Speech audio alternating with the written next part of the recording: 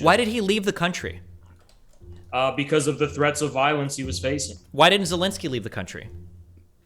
Zelensky's well protected wherever he is. Zelensky is what you told me on this platform, I think a month ago, that Russia was going to control Kiev in literally 3 days. You're telling me that Zelensky is well protected with the Russian military invading his country, but you're telling me that Yanukovych was under massive threat because of some riots? No, what I said was that. Yes, what I said did. was that. You said was that before? No. Okay, well, I'm glad we have video evidence. We have video evidence. So what if you rewind, what you'll hear me say is that police officers fired on protesters. I said that the police fired. Do you want to bet like $10 on it? If I said there was sniper fire from police on protesters, or if I just said police fired on protesters? You said sniper fire. I said police fired on protesters. You said sniper fire. Do you want to bet on it? Do you want to bet $10? Sure, I'll bet $10. Okay, we'll bet $10. Now, Steven, I didn't know this. Steven, do you prefer to not be called a leftist? Do you have a preference? They say, no, he's not a leftist. You can't call Steven a leftist. Well, in the online world, leftist means like socialist or communist. In the United States, leftist means Democrat. So it's kind of weird. Online, you probably just call me like a progressive, or you can say liberal, but that doesn't really mean much. But whatever you want, James. Is it not fair to, I always thought the way I understood it is that like the left is kind of like, it has 3 branches right now. You could say like in American terms, what you're saying, that's true. Like in America, people call you a leftist if you're like Nancy Pelosi is a leftist, or Joe Biden is a leftist. But online, leftist very specifically means like not liberal, like you're a socialist or communist or anarchist, somebody far, you're left of, you're not a liberal. That's like the key distinction. But in American politics, technically we're all liberals except for like a couple sects of like more I don't want to say extremist or radical, but like more out there people. Like 98% of the political dialogue is revolving around liberalism generally. Oh, okay, gotcha. But in America, when we say liberal, we just mean like Democrat. So it's just kind of weird. The international definitions are a little bit different than the American definitions. Interesting. Okay. Yeah. So, okay. Good to know. And I'm almost set in terms of the OBS little picture gathering. So, and then I've got you guys linked in the description. And then if you're not already streaming, you're welcome to. Otherwise, if you're not already streaming, you can also upload it after if you prefer that instead. And then let me think about anything else. Let me know if I can do anything to make your day easier. So cool. I'll start. Oh, which team would like to go first? I mean, you guys can go first. Yeah, okay. Yeah, I think we can go first. Cool. And yeah, I will introduce the team. Basically, what I'll say is I'm going to start the stream just to see that the connection is good. I think it'll be fine. And then in about 60 seconds, I'll go on air and I'll say, hey, everybody, today we're debating causes of the war on Ukraine, or Russia's war on Ukraine, and we're starting right now, which I technically changed the title a little bit. I noticed on YouTube, like on one of their web pages today, they were like being more firm about any sort of condoning of the war is like, you don't like, I guess YouTube is not into that. So if just, I felt like making the title more intangible. That's kind of what we did last time too. That'll be good. Okay. And so then I'll say, and we're starting right now with Adam and Destiny. The floor is all yours. And at that point, either one of you, whoever wants to go first within your team, can go. And then once you guys are done, I'll kick it over to Jackson and Infra for their opening as well. All right. Cool. Right. And great. That looks great. So it snuck up on me. We're going to give all the super chats to a charity. I just didn't, like I said, it's been a whirlwind of the week. So I'm going to like pull up a charity and I'll announce that during the stream. So, but yeah, thanks for being here, guys. And here we go in 3. Oh, let me adjust the last picture.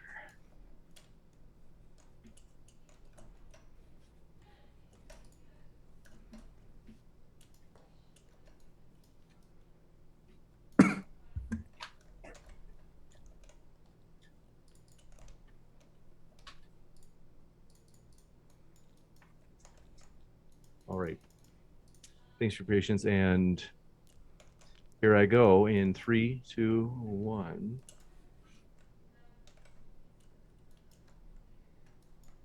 Okay, let me just double check my mic is connected. Sorry about this, guys. No worries. Okay, good. Here we go. 3, 2, 1. Hey, everybody. Today we're debating the causes of Russia's war on Ukraine, and we're starting right now with Adam in Destiny's opening statement. Thanks so much for being with us. The floor is all yours. So I suppose I will start. I'm going to keep this short. First off, I'm glad that Jackson and Haas finally collected their courage to actually face us in a debate. Last time they pitched out. Oh well. Second time the charm. I'm glad they're here. So with regards to the reasons for Russia's invasion for a war, I wish they could. I wish they took the first opportunity to debate us, because back then they could have mounted a better case. Now that Russia's offensive is faltering in the east, especially in Severodonetsk, if you kept up with the news, it's not looking good for the Russians. They got entrapped. Now they're being attrited to hell in brutal urban fighting. So that really does not bode well for Russia, and consequently for tankies who are pro-Russian. They cannot make such a good case for Russian involvement in Ukraine, the Russian invasion of Ukraine.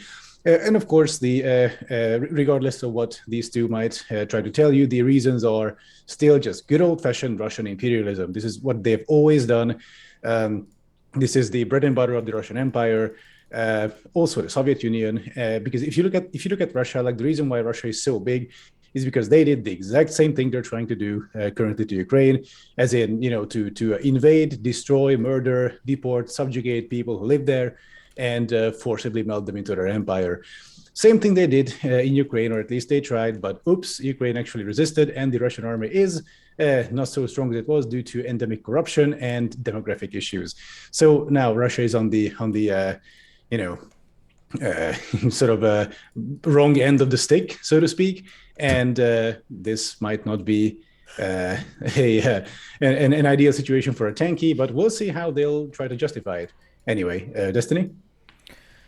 Yeah, I mean, the arguments have remained virtually unchanged since the beginning of the war. Russia doesn't really have any good reason to go after Ukraine. Russia has continued to threaten Ukraine's sovereignty in a way that we haven't seen any nation threaten the sovereignty of any other nation in the past 30 years. The idea that the territorial integrity of another country could be threatened by a larger power because of fears of the type of government they'll have, or the potential voluntary joining of NATO, or the potential voluntary joining of open markets in Europe is just as ridiculous now as it was a few months ago when the war began. We've seen Russia commit to atrocious military strategy, whether we're talking about civilians being murdered in places like Mariupol, or whether we're talking about the, I guess, just the overall mayhem or destruction that they've wrought in cities that they've been forced to retreat from now. There's any justification that could revolve around trying to say that Russia should be able to do anything undermines Ukraine's sovereignty. That hasn't changed since the beginning of the war. And unfortunately, now Russia finds itself in the bad end of a protracted war that it doesn't seem to be able to support. And yeah, I'm curious to see if we have any new arguments that could possibly justify the failing Russian invasion into Ukraine. Oh, yeah. You got it. Thank you very much. We'll kick it over to Jackson and Infrared, but want to say, folks, if it's your first time here at Modern Day Debate, we're a neutral channel hosting debates on science, religion, and politics. We hope you feel welcome no matter what walk of life you are from, and we have many more juicy upcoming debates. A controversial one. Next week, Vosh and Dr. Bogardus debating whether or not trans women are women. You don't want to miss it, as well as many other debates. Hit that subscribe button so you don't miss it. And with that, thanks so much, Jackson and Infrared. The floor is all yours for your openings as well. All right. Well, first of all, very happy that AdamSomething and Destiny have joined us for a debate today, because last time they bitched out and refused to debate us. And I feel like they probably collected their ideas and their views by now. So it's good that they're here. Before we get into it, though, and I hope AdamSomething can respond to this, you've gone out and you've posted memes of Stefan Bandera, the infamous Nazi in Ukraine. You've been criticized by your own audience for doing this. You said that you defended the Azov battalion because what else is Ukraine supposed to do than to support the Azov Nazis and bring them into their National Guard ranks and allow them to basically slaughter and genocide people in the Donbass for 8 years. So hopefully you can address your support for the Azov Nazis and posting Bandera memes online. But as we get into this, I mean, obviously the war, this special military operation, invasion, whatever party wants to call it, began due to Western escalation. We saw the continued threat of NATO accession of Ukraine leading up well into the Zelensky administration, even up until the last days prior to this invasion beginning. We saw the West and nations that previously were neutral flooding Ukraine with arms. We've seen over the past 6 years, we've seen NATO training Ukrainian battalions. We've seen the U.S. training special op Ukrainian forces in the United States. And we also saw that the Ukrainians were planning an offensive, an invasion into the Donbass. We know for the past 8 years, Putin has tried to secure peace in Ukraine through the Minsk Accords and the Minsk II Accords, both of which were violated by Ukrainian forces. The ceasefire violations were violated, especially in the days leading up to the war. We saw an dramatic increase in ceasefire violations. And though the OSCE does not directly point out who is responsible for these violations, Donetsk officials say that Ukraine was responsible for the vast majority of these violations in the final days of the war. But then again, this isn't nearly as important as the fact that there were documents released, I believe it was on March 8th, which pointed out that Ukraine's National Guard, the 4th Operational Brigade, was planning an invasion into the Joint Forces Operation Zone in the Donbass. They were going to do a full-scale invasion. And in an effort to prevent NATO accession on Russia's border, in an effort to prevent the slaughter of more Ukrainian or more Donbass civilians in Donetsk and Lugansk with this threat of an invasion, and to prevent the Nazis like the Azovs that you, AdamSomething, have defended from killing more civilians and spreading their ideology, Russia decided to make a counter move to the 8-year war, which was started after a U.S. coup in 2014 in Ukraine by launching this special military operation. Additionally, in regards to this allegation by AdamSomething that we had backed out of our debate, if anyone's interested, we don't actually have to argue about it. You can go on my channel where I provide irrefutable proof that at the very least, AdamSomething was lying that me and Jackson refused to debate him. There's I show the full DMs with Modern Day Debate, and I provide evidence from Modern Day Debate's Twitter that says it was actually him that backed out of that. But, let's not dwell too much on that. Just to add to what Jackson said with the kind of broader picture, this notion that what we're witnessing is this time-old Russian imperialism, the notion that the Soviet Union was imperialist is already questionable, but the Soviet Union doesn't even exist anymore. Although Russia has inherited the Soviet Union as a state, there can be no question of Russian imperialism without an international system of equal sovereign nations. Now, the international system that has resulted from the architects of the Bretton Woods system after World War II, I don't even think the two gentlemen here will try and make the argument that that system has resulted in free and equal sovereignty between nations. Clearly, the United States has an exceptional status in that international system, and it had sought, after the fall of the Soviet Union and the Eastern Bloc, to integrate not only the former countries of the Warsaw Pact, but also the former Soviet Union into that international system. And it has been Russia's resistance to being integrated into that international system that has resulted in the Western aggression that led up to the events in Ukraine today. So I think I'll just leave it there for now. You got it. We'll jump into open conversation. Want to let you know, folks, 100% of today's super chats are going to go to the Domestic Violence Action Center. So this is an organization with a great charity watchdog rating, saying that they are indeed using the funds for what they say they are, which is helping abuse, or I should say, people who have been abused or people who are coming out of domestic violence situations. And so highly encourage you, hey, send in a super chat, as you can both ask a question for the Q&A, and it's going to a good cause, 100% of it. So with that, thanks very much. Gentlemen, the floor is all yours for open conversation. I want to remind you, if it gets too unyieldy, if it gets too wild, I do have to mute you. And here we go. 3, 2, 1, go. Just a quick point as we start. I have this email in front of me that I got from James on the 2nd of March. This is with regards to who pitched out of the debate. He wrote, "Hi Adam, I'm bummed that Jackson, Hinkle, and Infrared aren't going for it despite my best efforts to persuade them. However, I'm not exaggerating when I say I might have a better idea. Russian fellow named Justice, yada yada." And then we got the Justice debate. So here, James on the 2nd of March wrote to me that Hinkle and Infrared aren't going for it despite him trying to convince them otherwise. You can ask James about it after the debate if you want. this email, I got this from the Modern Day debate. So this is the only way to interpret this is that you guys have backed out. This is on my Discord and also on my YouTube community page if you scroll down. So feel free to check it out for yourself. Otherwise, like I can see that this debate is going to be pretty much like you throwing out a bunch of essentially disinfo and misrepresentation, etc. And just like bad faith, Gish Gallop gaslighting, the usual. Like, that's Jackson's MO mostly. Infrared just like screams a lot. But were you not posting photos of Stefan Bandera? Yes, which was actually a spin on this Russian sort of hysteria about Stefan Bandera. If you know European history, you know that yes.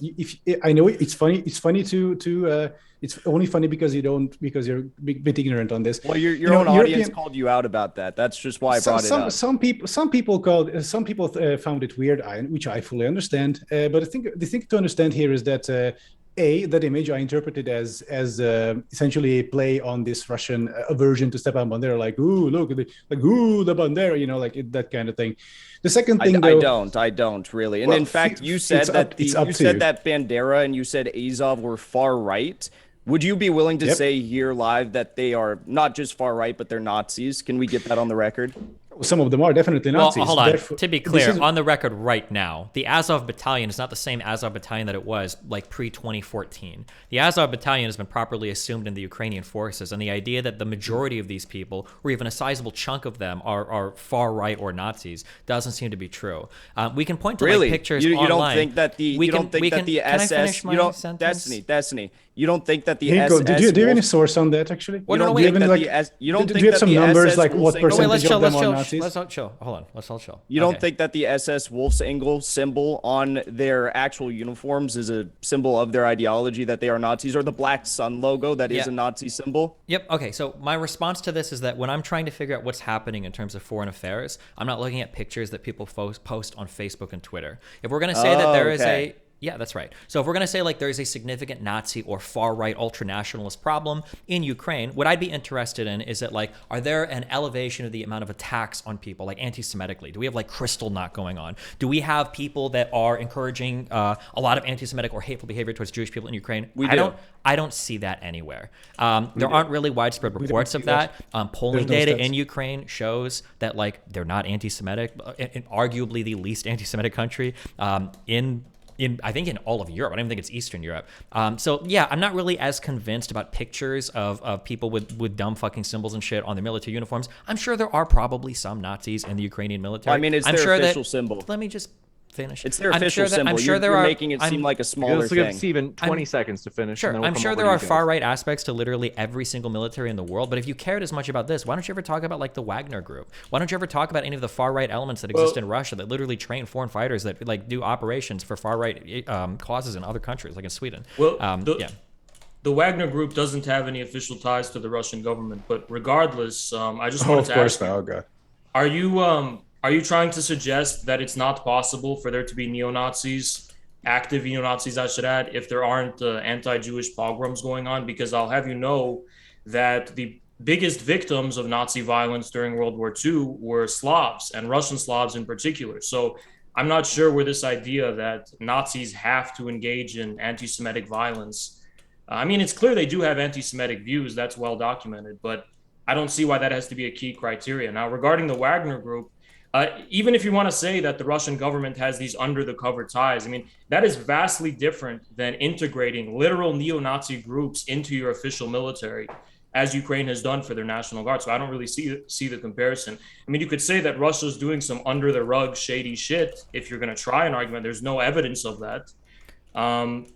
But even if that was true, it wouldn't be the same as the way in which Ukraine has literally integrated these people into its official military. Yeah, so I mean, the difference is that like the Wagner Group still operates as the arm, as the paramilitary arm of the Russian military. They still— That's the key word, though, paramilitary. What does that— State sanctioned, state supported. Yeah, what does that mean to you? What do you mean? They're a private mercenary group. They're private mercenaries that work at the behest of the Kremlin. They are directly— Where's your evidence of that?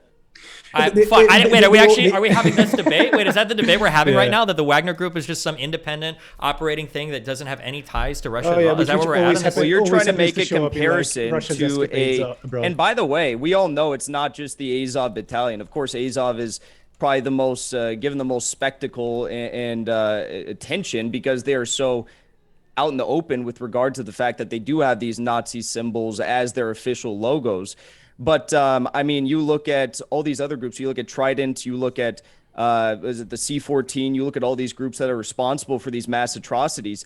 And they are the ideological inheritors of Stefan Bandera, who, again, AdamSomething here seems to think is a guy worth making memes about and posting about on his YouTube page. But what I will say is that at the end of the day, the people who started these groups, started these parties, started this mass political movement in Ukraine to carry out the ideological ambitions of Nazi collaborators like Stefan Bandera, they say things like, quote, we want to rid non-Ukrainians out of Ukraine. We want to get Russians and Jews out of Ukraine. That was Olya Tanyabuk. We saw Andriy Belitsky, rather. He was the commander of the Azov battalion and still is. He said that he wanted to profess his support. Listen, he wanted to profess his support for a crusade of white nations against Semitic-led subhumans. So when they're killing 14,000 people in the Donbass, do you not think that that is the true actions of Nazis? That is them carrying out their ideological ambitions? No, it's a civil war within the country. You don't see them like against ethnic Russians, against people that are being supported by Russia, breaking away from their country. And why are they being supported by Russia? Because Russia is trying to undermine the sovereignty of Ukraine, and they've been trying to do so ever since 2014 when their guy got ousted from the government. Well, from Russia's part, it's simple blood and soil, essentially. And so I'd like to ask... Has 1 sec, please. Okay, quick question for you. We keep hearing about this. We keep hearing about this massive Nazi problem in Ukraine, right? Like, of course, citation needed, but also, guys, don't you find it funny how like your position is held by virtually every neo-Nazi movement in Europe right now? Like in Hungary, there's a literal Nazi party in parliament right now. Our Homeland, it's called, who are just spreading the same kind of propaganda that you do. They say the exact same thing. Fidesz, Viktor Orban's party, who is essentially a proto-fascist party, also believes the same thing. And every single far-right party in Europe, every single Nazi party is in Europe Orban's party right now genociding ethnic Russians? Excuse me? There is no genocide in Ukraine. What are we talking about? Well, I just wanted to, first of all... Adam, Russia is genociding more ethnic Russians right now than anyone else. Adam, I think you're wrong That's about factually that. incorrect. So yeah, Adam, they're bombing ethnic Russian areas. So, ethnic Russian casualties are mounting in it. Well, 1 sec, Has. And ethnic Russian civilian casualties are mounting in the areas that Russia is attacking because Russia so you think that none of those ethnic Russian deaths could have been responsible by the Ukrainian forces like they were over the past 8 years? Now we switch to like, don't you think some of them might have been killed by Ukraine? Come on, dude. Look, if well, no, you answer the question. I asked you a question. You're making it out to be that all ethnic Russians killed are a result of Russian airstrikes or something like that. Of course, not 100%. Okay, well, good. Now we can find a point of agreement. Now, do you think that there are more ethnic Russians? Do you think that there are more ethnic Russians that are killed right now compared to the past 8 years? Most ethnic Russians in Ukraine are anti-Russian or anti-Russian military and anti-invasion. Before we get into that, how does that happen? You said the majority of neo-Nazis are pro-Russia, which isn't true. It's just that the majority in Europe, absolutely. Absolutely Absolutely not true. Look at their policies. White nationalists. The AfD in Germany, Alternative for Deutschland, Germany. They're not neo-Nazis. The AfD are not neo-Nazis. They're right-wing populists. That's not the same thing. Right-wing populists that's not the same thing. Almost all populists are pro-Russia. I live in East Germany right now. You'd probably call Trump a Nazi too. Yeah. But anyway, Trump is not a Nazi. He's just like a But I wanted to ask you the question. I think Marjorie Taylor Greene and Boebert and people like that, I think they're like kind of proto Nazis. Like, well, I mean, what I'm saying is they would not I'm interested in your notion of Nazism when you consider Stepan Bandera not a Nazi but conservative. No, Stepan Bandera had a complicated history. He was a Nazi collaborator, but but he wasn't a Nazi. I don't think he was like an avowed Nazi, although do you know what he said about Jews? Oh, sure. But here's the thing. So, paleo-conservatives in America are not. Wait, hold on. Are you going to let him finish the thing, or are you just going to keep like rapid-firing questions? Oh, yeah, sure. What the fuck? Go ahead. Yeah. I would just love to know how. So back during the day, I do want to let him finish. So about Bandera, Yeah, okay. So about Bandera, I think it's very important to note the historical context back in the day. At that point, the Soviet Union was doing something similar to Ukraine that is doing now, and at that point, the Germans, the Nazis came through from the west, and the Ukrainians, of course, were resisting the Soviet invasion, and the Nazis were like, "Hey guys, we kind of hate the Russians too. Like, do you want to like team up or something?" And Ukraine was like, "Yeah, cool." And Well, so, of course, and they were anti-Semitic. Of course, that's a separate historical debate that we can't get into. Yeah, But then, I then will say, but I have to explain this to you because none of you seem to understand this. Okay, so back then, they were of course anti-Semitic, and there was like a whole bunch of genocides in Western Ukraine, mostly of Poles and Jews. There was like like scorched earth, just like murdering. In Europe, generally, like the more east you go, the more brutal these pogroms and purges get. But the thing is, though, unfortunately, this has been the norm for hundreds of years in Europe of groups genociding other groups, and anti-Semitism has been like a constant theme. So Stepan Bandera, as horrible he was, and of course the level of violence was higher since it was far out in the east. Unfortunately, from a European perspective, that was not that special, right? And then later on, Bandera himself got like imprisoned by Nazis and removed from power, etc. wait, It's complicated. hold on. So But this is an outright falsification of history. The no, idea it's that not. okay, well, you're gonna let me talk now because I let you do that. But the idea that Bandera as pogroms and which was actually part of the Holocaust, if you don't know, the anti-Jewish violence in Ukraine perpetrated by the Banderas is just another incident of anti-Semitic violence in the history of Europe. That would be true if it wasn't for the fact that the Ukrainian nationalist ideology, even before the Nazi invasion, was heavily drawing from the inspiration of German fascism and Nazism, as were most of the other extreme ultra-nationalists across Europe at the time who had an anti-Soviet agenda. So what you're saying is a falsification of history. Bandera's anti-Semitism was Hitlerite, was of a Hitlerite character. It was not some traditional conservative European anti-Semitism. And I just find it hilarious that you're doing all this mental gymnastics to try and tell us that a literal person who helped perpetrate the Holocaust alongside of the Nazis is not a Nazi, is just a collaborator. But American paleo conservatives are somehow Nazis. I mean, that's quite the stretch. But I wanted to ask you. Could I just ask a quick question about that, and then you can finish everything? I'm just curious. Would you consider the USSR a Nazi country? Absolutely not. No. So when the USSR is literally writing up agreements to split Poland in half and join invade it, and having non-aggression pacts and setting like the stage for like future alliances with Nazi Germany, how do you rationalize that in your mind? I'm so curious. Yeah, it's very clear. The Soviet Union made several overtures to France and Britain and the other Western allied countries to form a security pact against the Germans. When the Germans kept going east to Czechia, they had their intention to go east to Poland. The Soviets were left with no choice but to continue to buy time because they were not prepared for a military confrontation with the Nazis. So left with no choice, like Bandera was in Ukraine, in order to like fend off Soviet no, invasion. Bandera was definitely Bandera was definitely A fault in the narrative. No. Bandera was definitely left with the choice to not actually collaborate with the Nazis in the Holocaust. Yeah, he was. But the definitely, USSR had to. The USSR most definitely had to have a non-aggression pact in order to buy up the necessary time to build up its military and industrial. That wasn't just a non-aggression pact. They invaded Poland with Germany. They split that country in half. What are you talking Germany had told the USSR of its intention to invade Poland, and then the USSR said, okay, we won't go to war with you over this if you don't cross this line. Now, when the Polish government fled Poland in exile to London, the Soviets came to the Eastern Poland to defend the Soviet Union. That is why at the time, the Polish government and the British government did not accuse the Soviet Union of invading Poland, and they didn't go to war with the Soviet Union, and that they went to war with Germany. And there's a reason for that, because the Soviet Union did not invade Poland. The whole pretext of World War II was the invasion of Poland by Germany. Why didn't Britain declare war on the Soviet Union? Did the Polish government flee before or after the USSR invaded, Haas? Oh, yeah. It was in response to the German invasion. Did the Polish government flee before or after the USSR invaded? At the same time. Okay.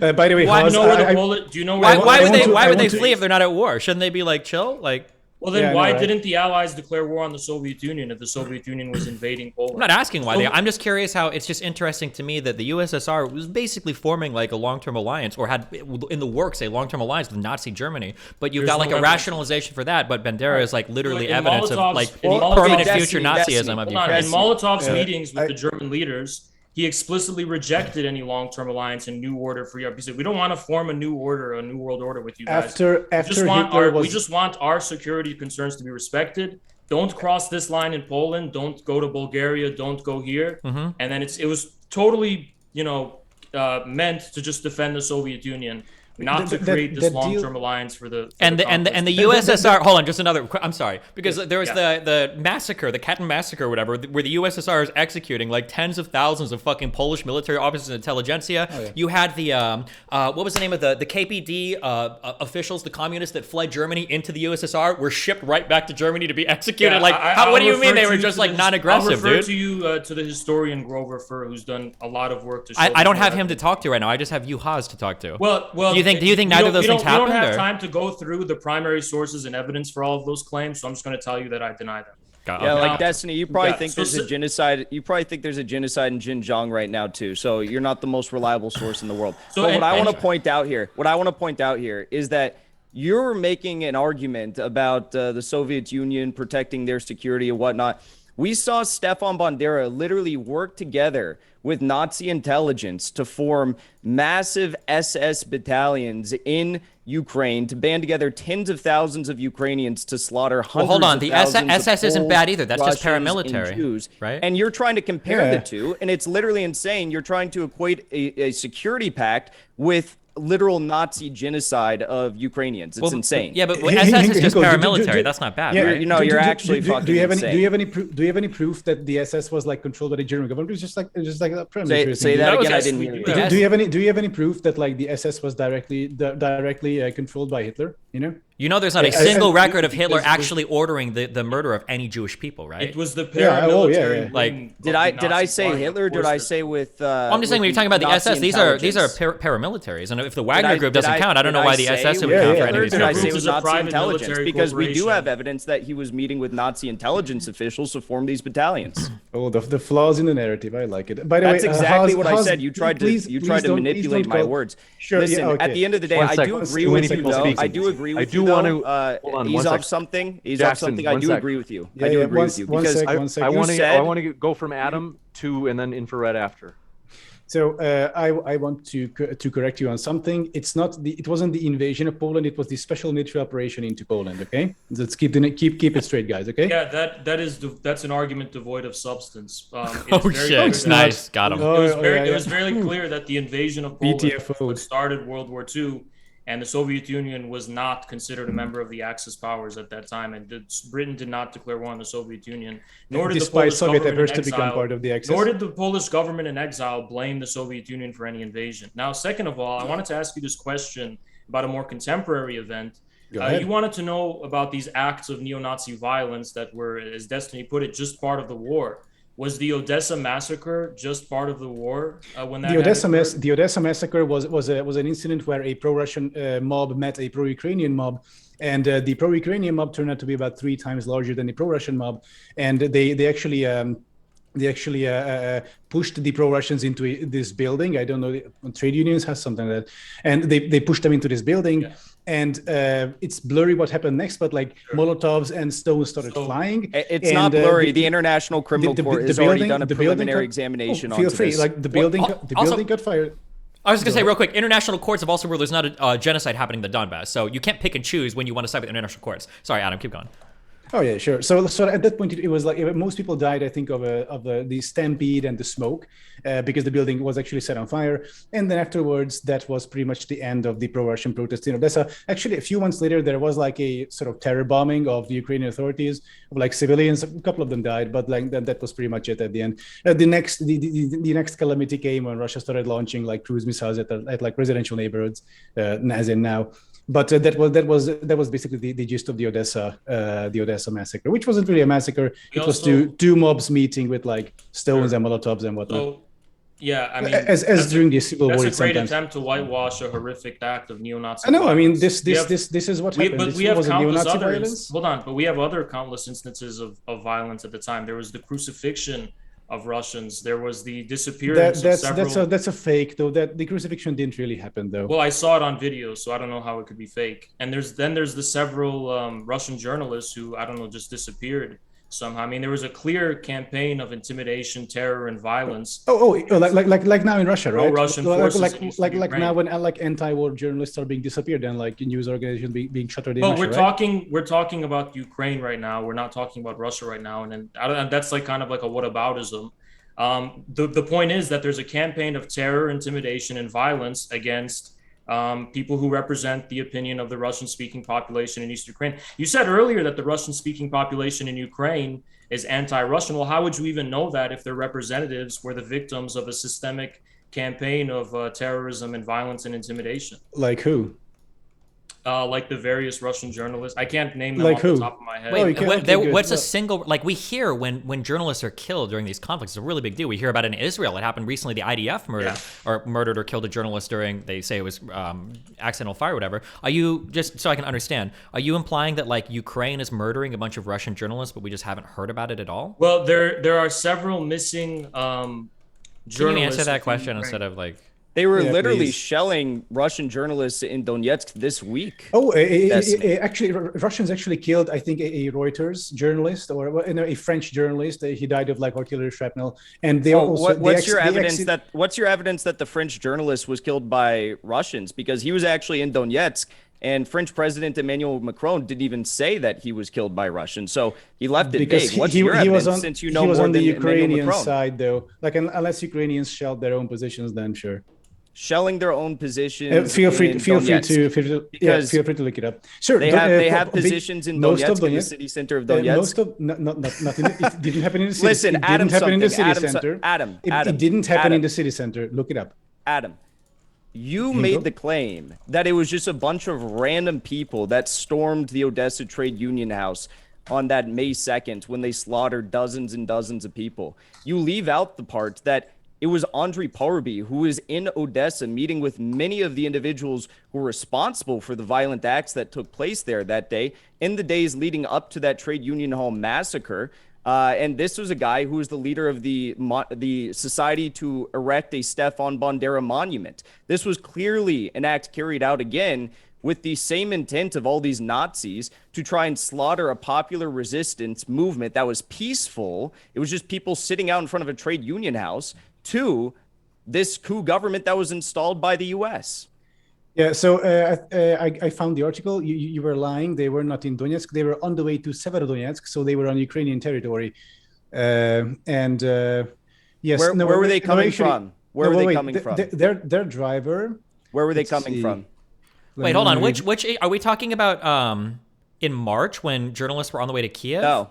No. This Okay, was, because this that now. was one time where those journalists, I think we watched videos of that, where they were ambushed by a Russian recon squad. There was a video of that, where you can see them getting shot at, like through their that's covers not and what we're everything. talking about. Okay, that's good. Adam, But that was just one issue of Adam, of Russians shooting Adam, at journalists. But go ahead. Adam, do you deny that it was a government-organized event on May 2nd that resulted in dozens of people who were anti Are we talking government who were killed? is it Odessa right now? Like, are we talking about Odessa? Okay. It wasn't a government organized thing. The government didn't even exist basically at that point, or it didn't have much power over. I mean, if the Ukrainian government had power to organize protests just like this in cities far away from Kiev, like 6 hours of driving, then the events in Ukraine would have turned out very differently. This was Andriy sort of Parubi grassroots. wasn't the leader of a mass political movement Andriy Parubi, that then went on to become the government of Ukraine in 2014. Where is Andriy Parubi's political party now? So what? Or I can rephrase that. How come Ukrainian? He was the chair of the Verkhovna Rada for 5 years. Good. And how come Ukrainian far-right parties have 1 seat out of 450 now? Because Zelensky's regime replaced them. But at the end of the day, Zelensky's regime replaced them. Wait, do they not have elections, or what do you mean by that? Can you explain that? Zelensky is a centrist, centrist Russian native speaker, Jewish, centrist liberal, how does that? I'll agree with you. I'll agree with you there. I think Zelensky's campaign messaging was great. He wanted peace. He didn't want the persecution and the discrimination of ethnic Russians in Ukraine. But clearly, he's lost that battle, and he's now effectively controlled by these same forces that held power from 2014 to 2019, like Andrei do you have a Barbie. source on that? Do you have any like source citation? We literally have anything? videos of Zelensky going bravely, I think, to the front lines with the Azov commanders in the Donbass, meeting with them, asking them to put down their arms and to talk about this. And they say, we'll talk with you, but we're not going to stop fighting, because that's what he was asking them to do. They didn't want to stop fighting, and there's clear video evidence released by the Ukrainian Defense Ministry about all of this. So it would be, I think, easier to disarm neo-Nazis in Ukraine and to sort of stem the tide of this neo-Nazi resurgence, which is, I guess, it's happening according to you. It would be like, if you're concerned about do you deny that that's happening? One second, if you are concerned about the resurgence of extremism in certain places, then I think we should agree that the best solution for that is for larger countries to stop fucking with the smaller country in which this resurgence is happening. Why does ISIS exist, for example? Well, U.S. interventionism, right? The U.S. went in, guns blazing, and destabilized the region, and then whoops, this caused a surge of extremism. Now, in Ukraine, this didn't actually cause a surge, though. That's the funny thing. I agree with you. I agree with you. Yes. The US, in your framework, I agree with you. Larger countries should stop fucking with smaller countries. So meaning Russia the US should get out of Ukraine. The U.S. right? should stop arming the Nazis in Ukraine. As long as Russia leaves Ukraine, and gives them back everything, including Crimea. Isn't that what they were trying to get done in the Minsk Accords? No. Nope.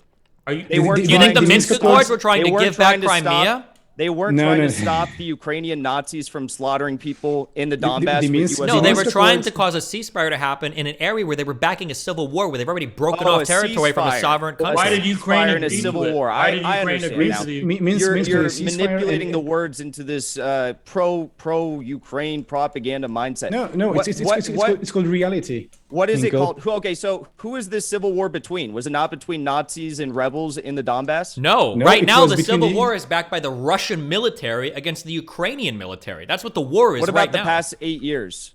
Since 2014, Russia has had official military people. It's not even a secret on the ground in the Donbass. Yeah, of course. They haven't had them there the entire time. Yes, of course they have. What do you mean? That's incorrect.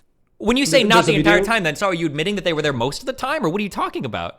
No, they definitely were there at different periods throughout the 8 years, but they weren't there the entire time or the majority of the time. They have been there the majority of the time. What do you think about the civilian airliner they got Look at the International Criminal Court's preliminary examination. That's incorrect. They do highlight the different periods in which Russians went to the joint operation zone, as they refer to it. But it was only a few times. Now, were they providing artillery and heavy artillery at different times to the rebels there? Yeah, but they weren't there the entire time. They weren't just providing military, like the platforms that these people were using were sophisticated platforms to shoot down things, like Malaysian Airlines Flight 17. These were platforms that couldn't be operated by random people with no idea. They require Russian military personnel. Heavier artillery. And? The Ukrainians are fighting a civil war in their country. I would expect them to use heavy artillery to secure their country. That doesn't justify I don't think it is Russia. Their country. In 2014, the people in Donetsk and Lugansk voted overwhelmingly to become independent states. That's not how that works. You can't just vote away to break away from a country. Do you think the European Union would be justified in invading Scotland and holding them hostage because they wanted to stay in the EU when the United Kingdom voted to leave? The founding. Hold on, Hans. No, wait. I want Jackson to answer that. Do you think that if the European Union put together an army and invaded Scotland, would they be able to hold on to that because they voted to stay in the European Union and the rest of the United Kingdom voted to leave? Do you think that'd be justified? Well, you're making a false comparison here. At the end of the day, the people of Donetsk and Lugansk were facing not just harassment, not just discrimination and torture, but also death. But the Russian guns as well. Hold on. You're not answering the question. I'll ask again. Yes, I am. If the European Union, the question, I wasn't done answering. You interrupted me. Dude, this is like debating Fuentes. Holy shit. So let's just put this in perspective. If Donald Trump were president and he started, mobilizing U.S. military personnel to slaughter people in Los Angeles County, and Los Angeles County decided that they wanted to vote to break away from the United States and form their own sovereign independent state, then it wouldn't just be that they randomly voted. Something caused that to happen. And at the end of the day, it would have been the violence that ensued from whichever government in power. And that government in Ukraine was installed by a U.S.-backed coup. And it was an illegal impeachment that didn't actually get enough votes to impeach Viktor Yanukovych. So, when do you think the civil war in the Donbass started? It started to pick up speed after the coup took place. But when So did it started start? after Russia invaded and stole Crimea. One. That's not an and then accurate after and yeah, what do you mean no? It Do you disagree with the started timeline after- or It started after the coup of Viktor Yanukovych. so it started after Russia invaded and stole Crimea, and then it started after Russia was mobilizing That's troops incorrect. in the What happened Donbass before to Crimea? begin that war. What happened before Crimea? There was an ousting Two. of a prior leader who started shooting at civilians with police officers. So, I mean, what do you mean? Just Oh, for that's the not purposes. true. We already had this debate. I wrecked you in this You debate. didn't wreck tried to make the anything. All argument- you can Hold on, point to is a phone call between two ambassadors saying they prefer hold one on, leader hold to on. For another, and then purposes- you think that that's evidence of a Hold coup on. being For purposes staged. of clarification, Ukraine is a very new state, even historically. It doesn't matter that it's new. Ukraine was hold on. recognized in Sure, but let me 1991 by finish every my other point. sovereign country in the world. Yeah. That I'd state could like have started to- existing in I'd like to 2010. finish. Because I'd it's like been a to while finish my since we've point. heard from Infra. Go ahead, Infra. Yeah. So the founding of Ukraine, which is an extremely new state, the idea of this unified territory being encompassed by one sovereign state, that was founded on the premise that everyone was going to have equal representation, whether they're Russian speaking or Ukraine speaking, right, in the West. And it just so happens that the person who was ousted, as you mentioned, was overwhelmingly the representative of the Russian speakers within Eastern Ukraine. So after that coup, which ousted the person that represented their stake in Ukrainian sovereignty, I don't see how Ukraine can continue to lay claim to this territory Because they held when elections after he was ousted.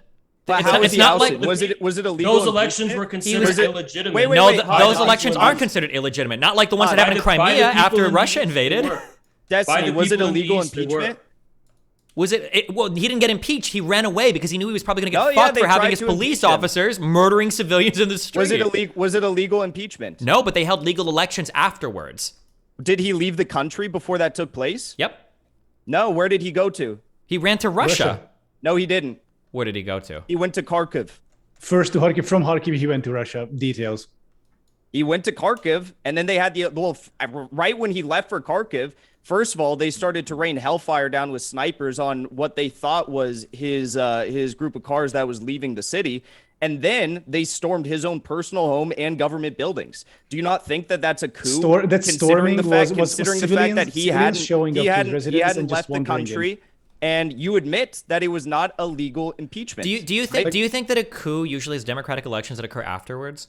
Is that a coup to you? I'm just curious. Yeah, it can. It definitely Yeah. can. Okay, so You a coup can oust- be there is a bunch of protests and rioting. Yes, a leader, because the leader, I'll the explain leader why. flees from his country, Yes. which he did, and then afterwards they hold No, democratic okay. elections, No. and that's a coup. Let's not pretend that him fleeing was the pretext for choosing a new leader. There was sniper fire against him as he was trying to supposedly leave, or as he was trying to leave. To correct myself, there was a raiding, as Jackson put it, of his office. So there was clearly an intent to oust Yanukovych before he left.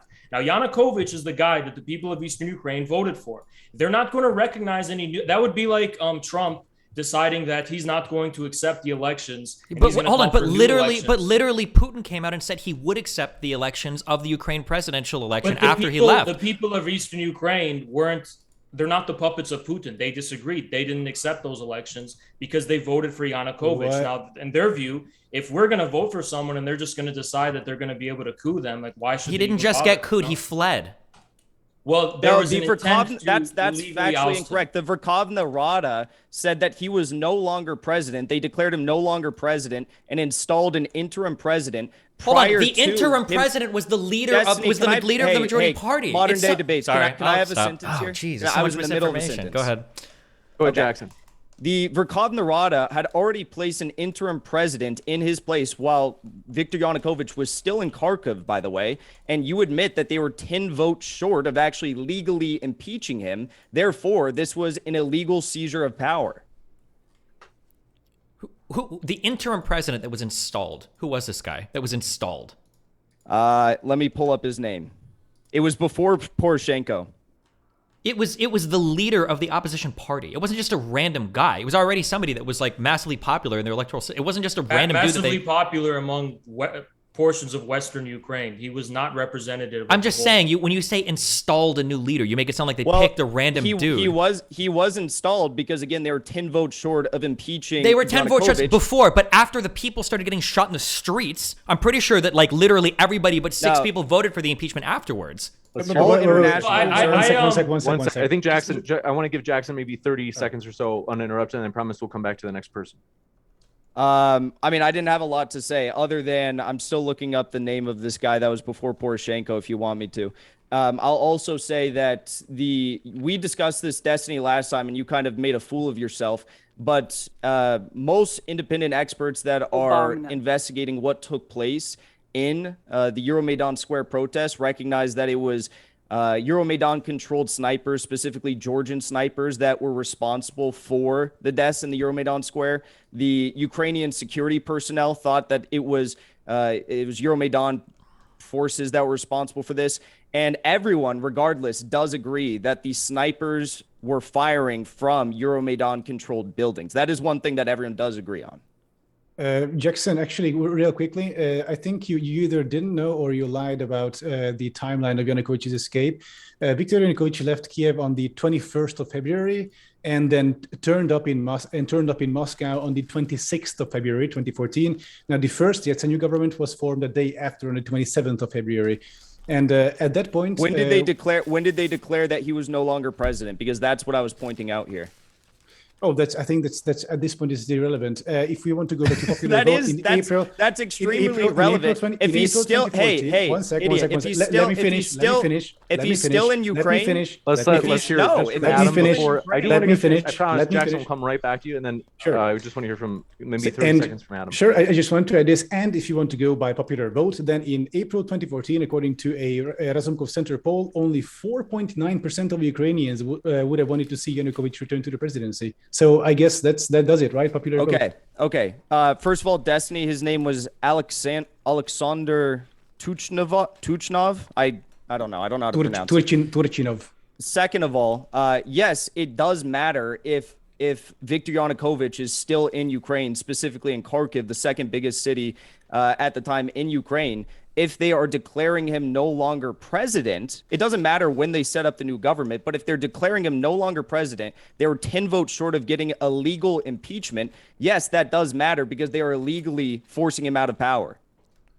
So are you like some like centrist liberal now, like the law, that we can't have a revolution because I think the constitutional law in Ukraine is pretty important when you're talking about the illegal seizure of power. Apparently, you don't think so. In that case, we will never have a glorious socialist revolution because then it can just like be voted down. Why are you? So to be clear, Ukrainian members of parliament voted to oust Yanukovych on the 25th of May. They were 10 votes short of achieving an impeachment. There was an impeachment vote. Okay, well, all I've seen is that they voted him out. So are you saying that's not true? Well, remember last time when Dylan Burns tried to argue that he was legally impeached, and then we had to go to the vote tally and show that they were 10 votes short of getting 3/4 approval of a legal impeachment? Was this before police officers were firing on civilians, or? So do you think that the allegation? Because I see here that the vote to remove Viktor Yanukovych from the post of president of Ukraine was passed by 328 members of parliament. So such ballots passed by what is called constitutional majority are binding and enter into force with immediate effect. So hold on. According to Ukrainian law, they were 10 short of the necessary requirement. Was this before police were firing on civilians? I want to ask you that question. Do you think that an allegation of police firing on civilians is video of police firing on civilians? Is that grounds for the dissolution of the form of a country's sovereignty, which is their constitutional law? I don't think their sovereignty grounds for chasing away the president. Because live fire has been used against protesters in several countries across their history, not discounting the United States. Does that mean that the law and the constitutional law should be suspended? No, but if the people of Ukraine disagreed with what was happening, I would have expected that to be reflected in some vote afterwards. That's what you're not understanding. The people of Ukraine were divided, and Yanukovych represented the people in the east. Based on the poll that Adam just gave me, and based on the MP's vote to oust Yanukovych, it doesn't sound like they were very divided at all. 10 votes short. Why do you keep bringing this up? 4.8% wanted Yanukovych to remain in power, so too bad. Doesn't matter. The law of the land said that you need 338 votes to get a legal impeachment. That's 3/4 of the Verkhovna Rada. They only had 328. Even with all the threat of violence, U.S. pressure, London's pressure, U.S. pressure, 10 votes short of actually impeaching him while he was still in the country, and they declared that he was no longer president. You understand how that's a problem, right?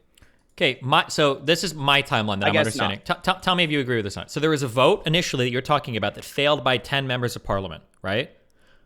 Then the police deaths happened. The shooting of the protesters and everything happened. Then there was another vote on February 22nd, and then afterwards Yanukovych fled. And then on May 25th, there was an election.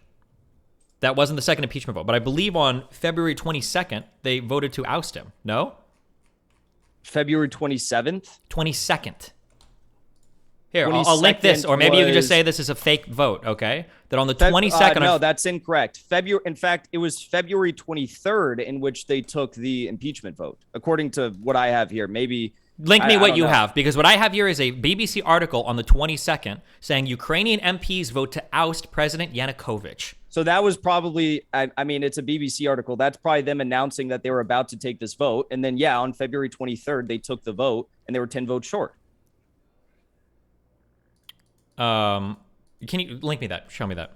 Okay. Also, articles can be updated. I don't know if you know that, but the article is not updated. Okay, well, then Jackson's explanation is probably But most likely. Destiny, I think we have a problem. I think I heard BBC is run by George Soros.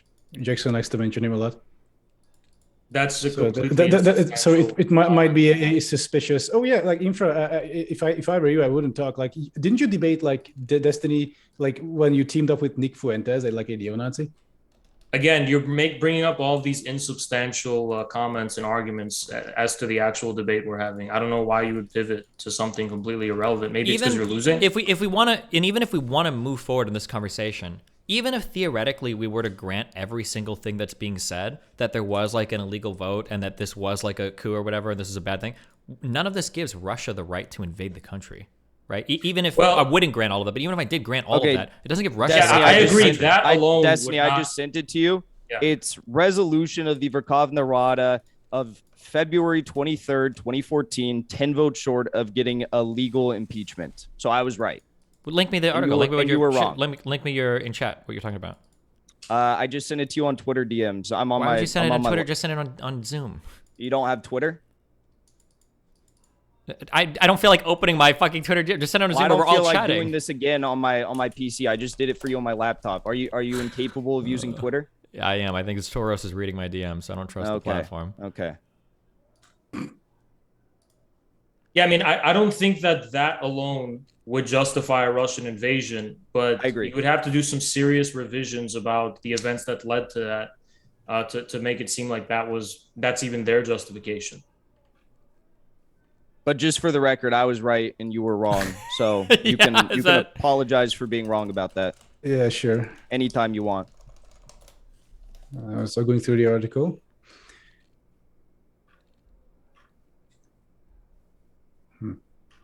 Yeah, I mean, if they were 10 votes short, I mean, that's how revolutions work. That's how regime changes work. What are you talking about? He was still in the country. This was a violent seizure of power. I mean, he fled. And they didn't get enough votes to impeach him. So you're the argument you're making is like, well, you know, it's okay because there were some people who wanted this, despite the fact that the constitutional 3/4 majority was not met. That's if you were to say like, there's a bunch of people in the United States who don't like Joe Biden, so therefore we should just illegally seize the power. Okay, let me just read.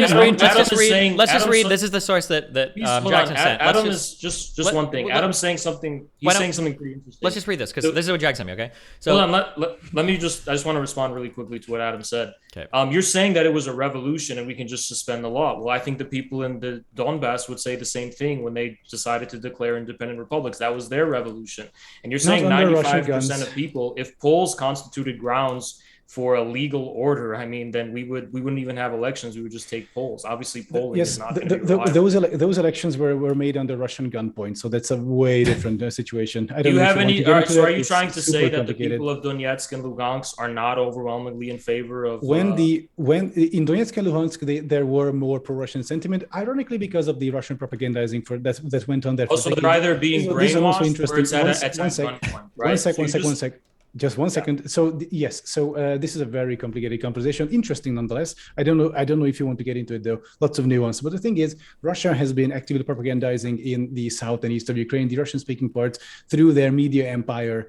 It's like imagine like a 24/7 Newsmax. I understand. It's just funny you want to go down the argument of propaganda when I mean the world's media is more or less concentrated to the in the Anglosphere.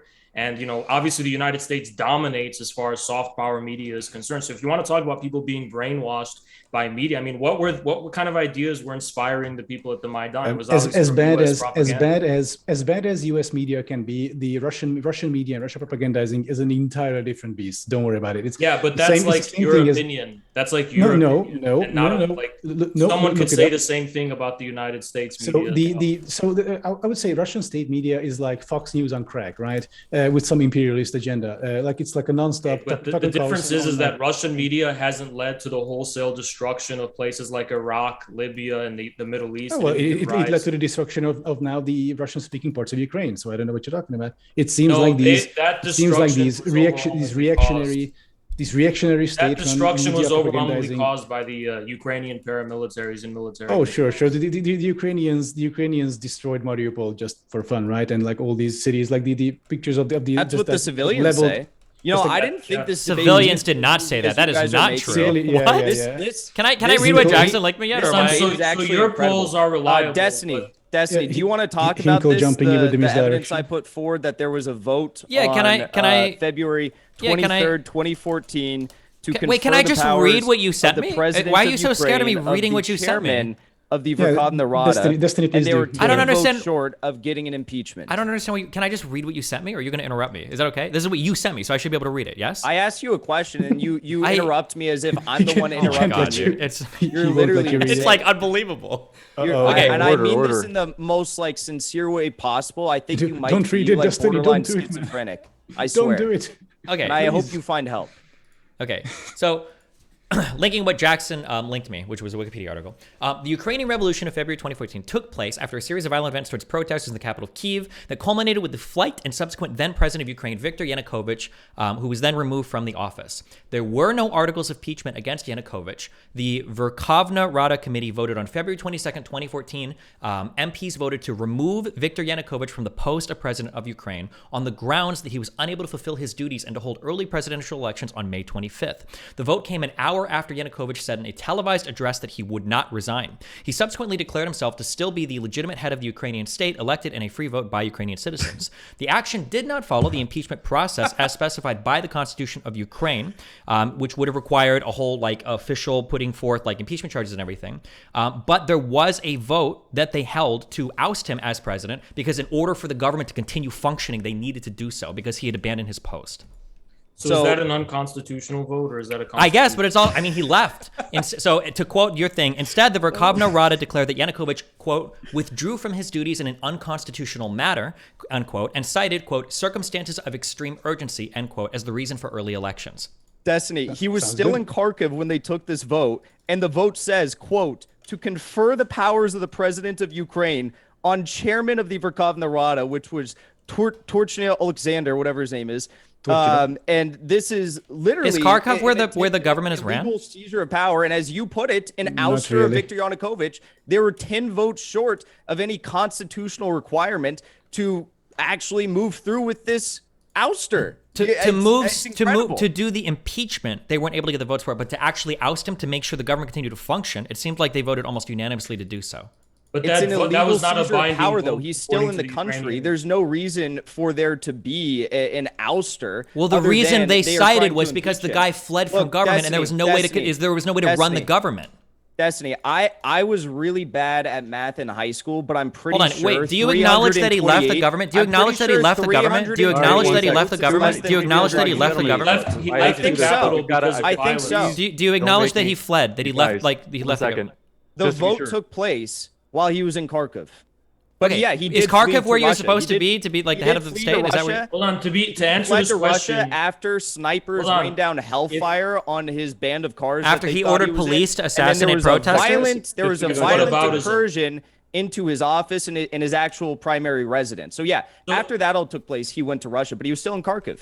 So the argument here is that if a head of state is evacuating the capital because of a threat of violence, that is not the same as stepping down from government. I agree with that, and they didn't follow their impeachment process, but they did vote 328-0 to remove him from his post. which they was were not 10 votes enough short of as per removing him. Ukraine's Actually, constitution. I actually have one important thing to add. At that point, after the firings, etc., I believe the reason why they didn't have the constitutional majority is because Yanukovych's party kind of just fled also and disbanded, and they basically all went to Russia. So I think that was the reason why they didn't have the majority, Adam, even though they voted 328-0, basically. but you just called it a revolution, and you just said the law. Yeah, it was. Fuck yeah, So, dude! Like, so you agree that it was not following the procedures of the form of Ukraine's sovereignty enshrined in its constitution. It was following it. It was still a revolution. Those things are not exclusive. They definitely are incompatible. If it's going to be a revolution, then you're going to overthrow the prior form of the legal order and the sovereign order. So they did, as per their constitutional requirement, it was not enough for an impeachment. The legal order wasn't really overthrown. Like the same legal system. So was the constitutional requirement met, or was it not met? It seems like the constitutional requirement for impeachment wasn't met, but the reasons why were extraordinary. It seemed like they didn't want to go through the process. By the legal, but the Ukraine's legal order does not allow for this. Can we like use our? Can we actually use our brains a little bit, or is it really going to be this retarded? I would love to use our brains. If we look at this coup, after the president, you guys, sorry, but people the violence. Can I just do my 30 seconds and then they can respond? So after he fled, they didn't go through formal impeachment charges because the country was literally in fucking chaos. Obama. They didn't want to run the courts and run the thing to figure out so they had a vote in their parliament to see what they should do. Did he abandon his post? When they took that vote, the Rada voted 328-0 to remove him from the government so that the government could continue to function so that the country wouldn't fall into chaos. After they voted to oust him, they held democratic elections and followed their democratic process afterwards. That seems to be what happened. Now, if you want to call that like an illegal coup or seizure of power, that's fine. You can do that, but don't pretend that he was just like kicked out of the government and they installed a new leader or whatever. That's not what happened. That's exactly what happened. You Okay, can't have democratic elections to replace a president if you have an illegal ouster of said president. Especially when you consider that the entire pretext of him leaving the capital was criminal and illegal mass violence being conducted by the by the people living in Kiev, who were not acting as the representatives of the entire people of Ukraine. So if that's the pretext for him leaving in the first place, of course it would not be legal according to any democratic constitution. Why did he leave the country? Because of the threats of violence he was facing. Why didn't Zelensky leave the country? Zelensky's well protected wherever he is. Zelensky is what you told me on this platform, I think a month ago, that Russia was going to control Kiev in literally 3 days. You're telling me that Zelensky is well protected with the Russian military invading his country, but you're telling me that Yanukovych was under massive threat because of some riots? Not only riots, but various sniper fire. He didn't have Yanukovych did not have the Ukrainian security apparatus. He literally did. The whole Belarus or whatever police force was still protecting him. Of course. What do you mean? He had his own. You understand though that those police forces were being sniped from the Euromaidan controlled buildings in Euromaidan Square. So they were literally killing police officers and civilians. Is there any actual evidence of sniper fire? Is that a real thing? Can you show me that? Like sniper fire on police officers by protesters. Like what do you mean is there evidence fire. of sniper fire? You're the one who the entire time throughout this debate you've been saying that there was sniper fire on protesters. No, what I said was that was that before. No. Okay, well I'm glad we have video evidence. We have video evidence. So what if you rewind what you'll hear me say is that police officers fired on protesters. We got video evidence of it. I didn't say they sniped them. Rap God, stop talking. So you've been saying throughout this entire debate that was it before or was it after the sniper fire began to rain down on the protesters? I don't know how many times you've said this. So you're like a broken record. And now you're saying that there wasn't sniper fire and you want proof of sniper fire. I said that the police fire. Do you want to bet like $10 on it if I said there was sniper fire from police on protesters, or if I just said police fired on protesters? You said sniper fire. I said police fired on protesters. You said sniper fire. Do you want to bet on it? Do you want to bet $10? Sure, I'll bet $10. Okay, we'll bet $10. You give me the clip, I'll PayPal you $10 afterwards. If I did say it, I misspoke, and what I've said a million times is that police officers fired on protesters. They absolutely did. There's video evidence looked at by third parties. You can go and watch it right now. It's undeniable. Georgian police officers that were controlled by the Euromaidan protesters. No, they were literally the yellow whatever wearing police officers. You can see them in their police officer protected positions shooting on protesters. That's a convincing argument, yellow wearing police officers, but what I can tell you is that Georgian police officers have actually admitted to this in testimonies. You're just lying. This is I can't engage with this. Happen. If you want, you can literally Google you can Google New York Times police shooting Ukraine reconstruction, and you can literally watch videos put together by independent people that have modeled the city, looked at thousands of hours of cell phone video footage, and have put together. Like you can see directly police shooting from areas into protester areas, and you can see them shooting and killing protesters. It's like. Yeah. It's like last time though the last story was that the snipers were Polish. Now they're Georgian. I'm glad they just I guess changed with the wind. But no, what we disagree with is that protesters or Azov battalion or members or whatever or right sector members were sniping police. There were firefights, but the massive sniping of protesters happened by the police. There's video evidence. That's incorrect. In fact, there was a forensic ballistic examination conducted you by can go on the YouTube government. and watch Listen, it. Adam, wait, hold on, wait. Let him finish. Let Jackson finish. I've heard this there was conspiracy a there before. forensic ballistic examination which showed that the bullet samples found in protesters and police alike in police databases did not match up to the assault rifles that the Berkut Kalashnikov was using. That's not true. In addition true. to that, we also have several former members of the Georgian military who testified that they and other groups of Maidan snipers in the Hotel Ukraina and the Music Conservatory were ordered by specific Maidan leaders and ex-Georgian leaders to fire on police and protesters, and that they witnessed the massacre. The idea that there I just want to be clear on this. So you're telling me that you don't believe police officers ever fired and killed at protesters? Now you're giving me an absolute statement. Maybe, I don't know. But what I do know is that the deaths that we saw in the Euromaidan Square on that bloody day, where there was several dozen people were killed by snipers at the control of the Euromaidan protesters and organizers. Okay, so when I tell you that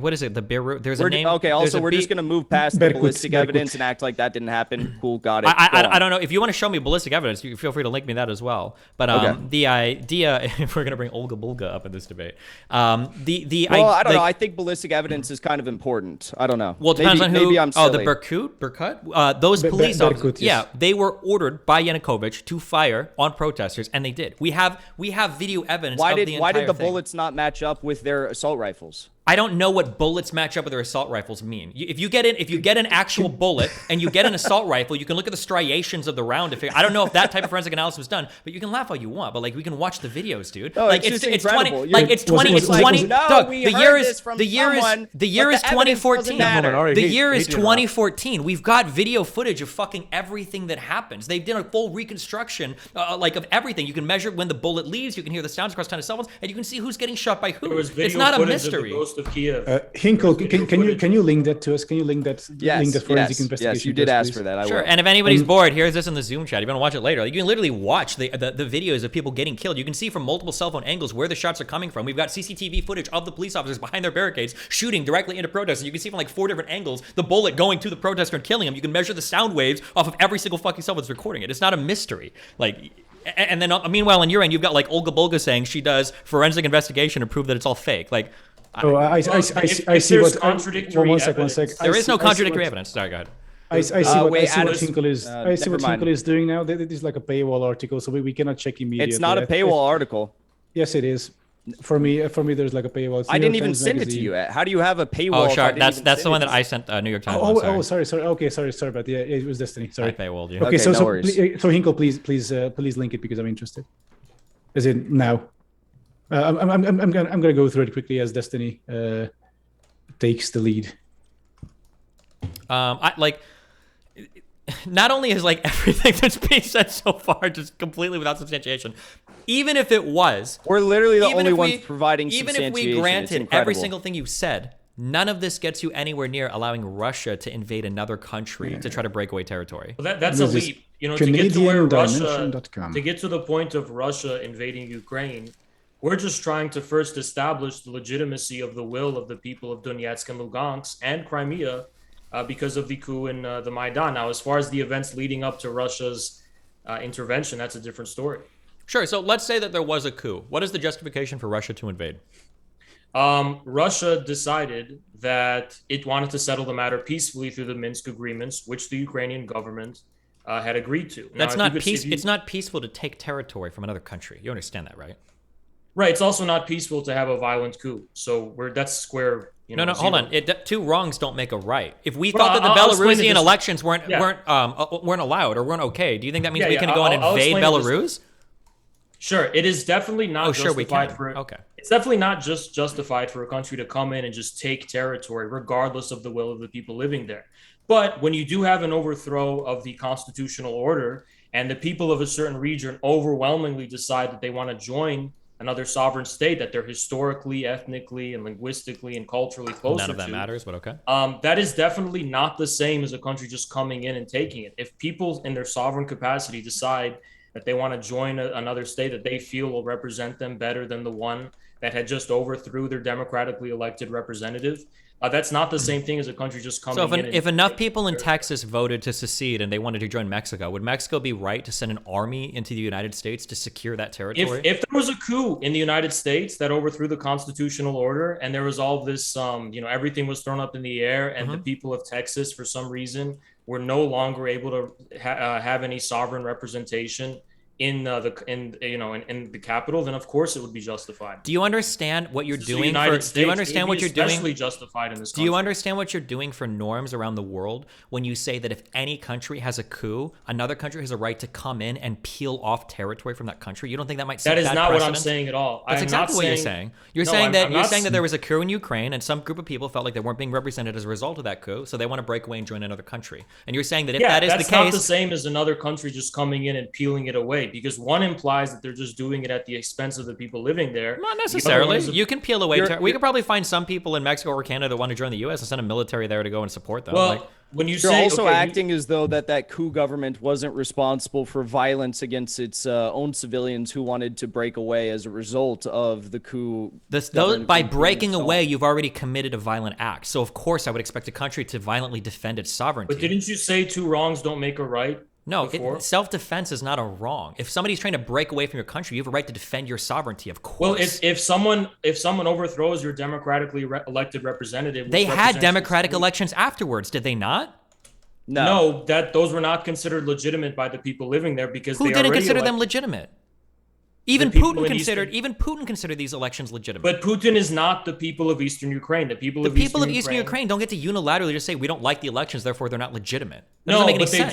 they do get to say that if you overthrow our elected representative, we don't have to recognize whatever new elections you're doing because we already voted for a guy before and you just got rid of him.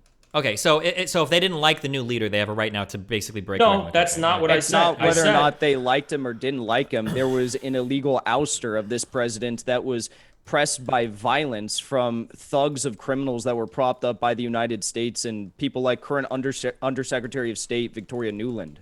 Sounds like a true czarist over here. True. Okay. Yeah.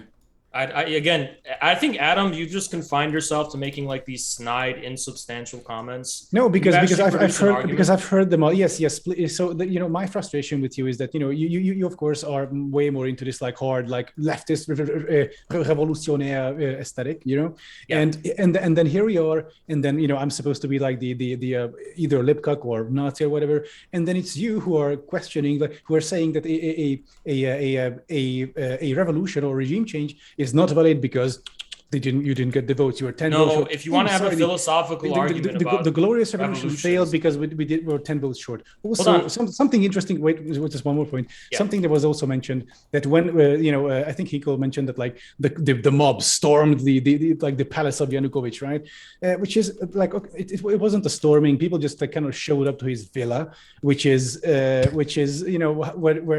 did that come from, right? The money for it, and people just like strolled in, and to this day it is the Museum of Corruption in Ukraine. You can go up. It's in Mezhigiria. It's in a northern Kiev suburb. Was this friendly occupation legal? This is the same energy as Soviet communist troops, red troops showing up to the Tsar's palaces in Russia and looking around, saying, "Wow, look!" No, that's the reason that's not comparable. Now it's the people's. Yeah, the reason that's not comparable is because the October Revolution was already precipitated by the February Revolution, which overthrew an autocracy, which was not a modern democratic state in any capacity. It was not some kind of constitutional order. It was a pure autocracy, which was overthrown already by the February Revolution. And it was the Kerensky government, which was in power at the time, which also, lost in the constitutive elections with the unity of the Bolsheviks and the left SRs deciding that they wanted to get out of the war and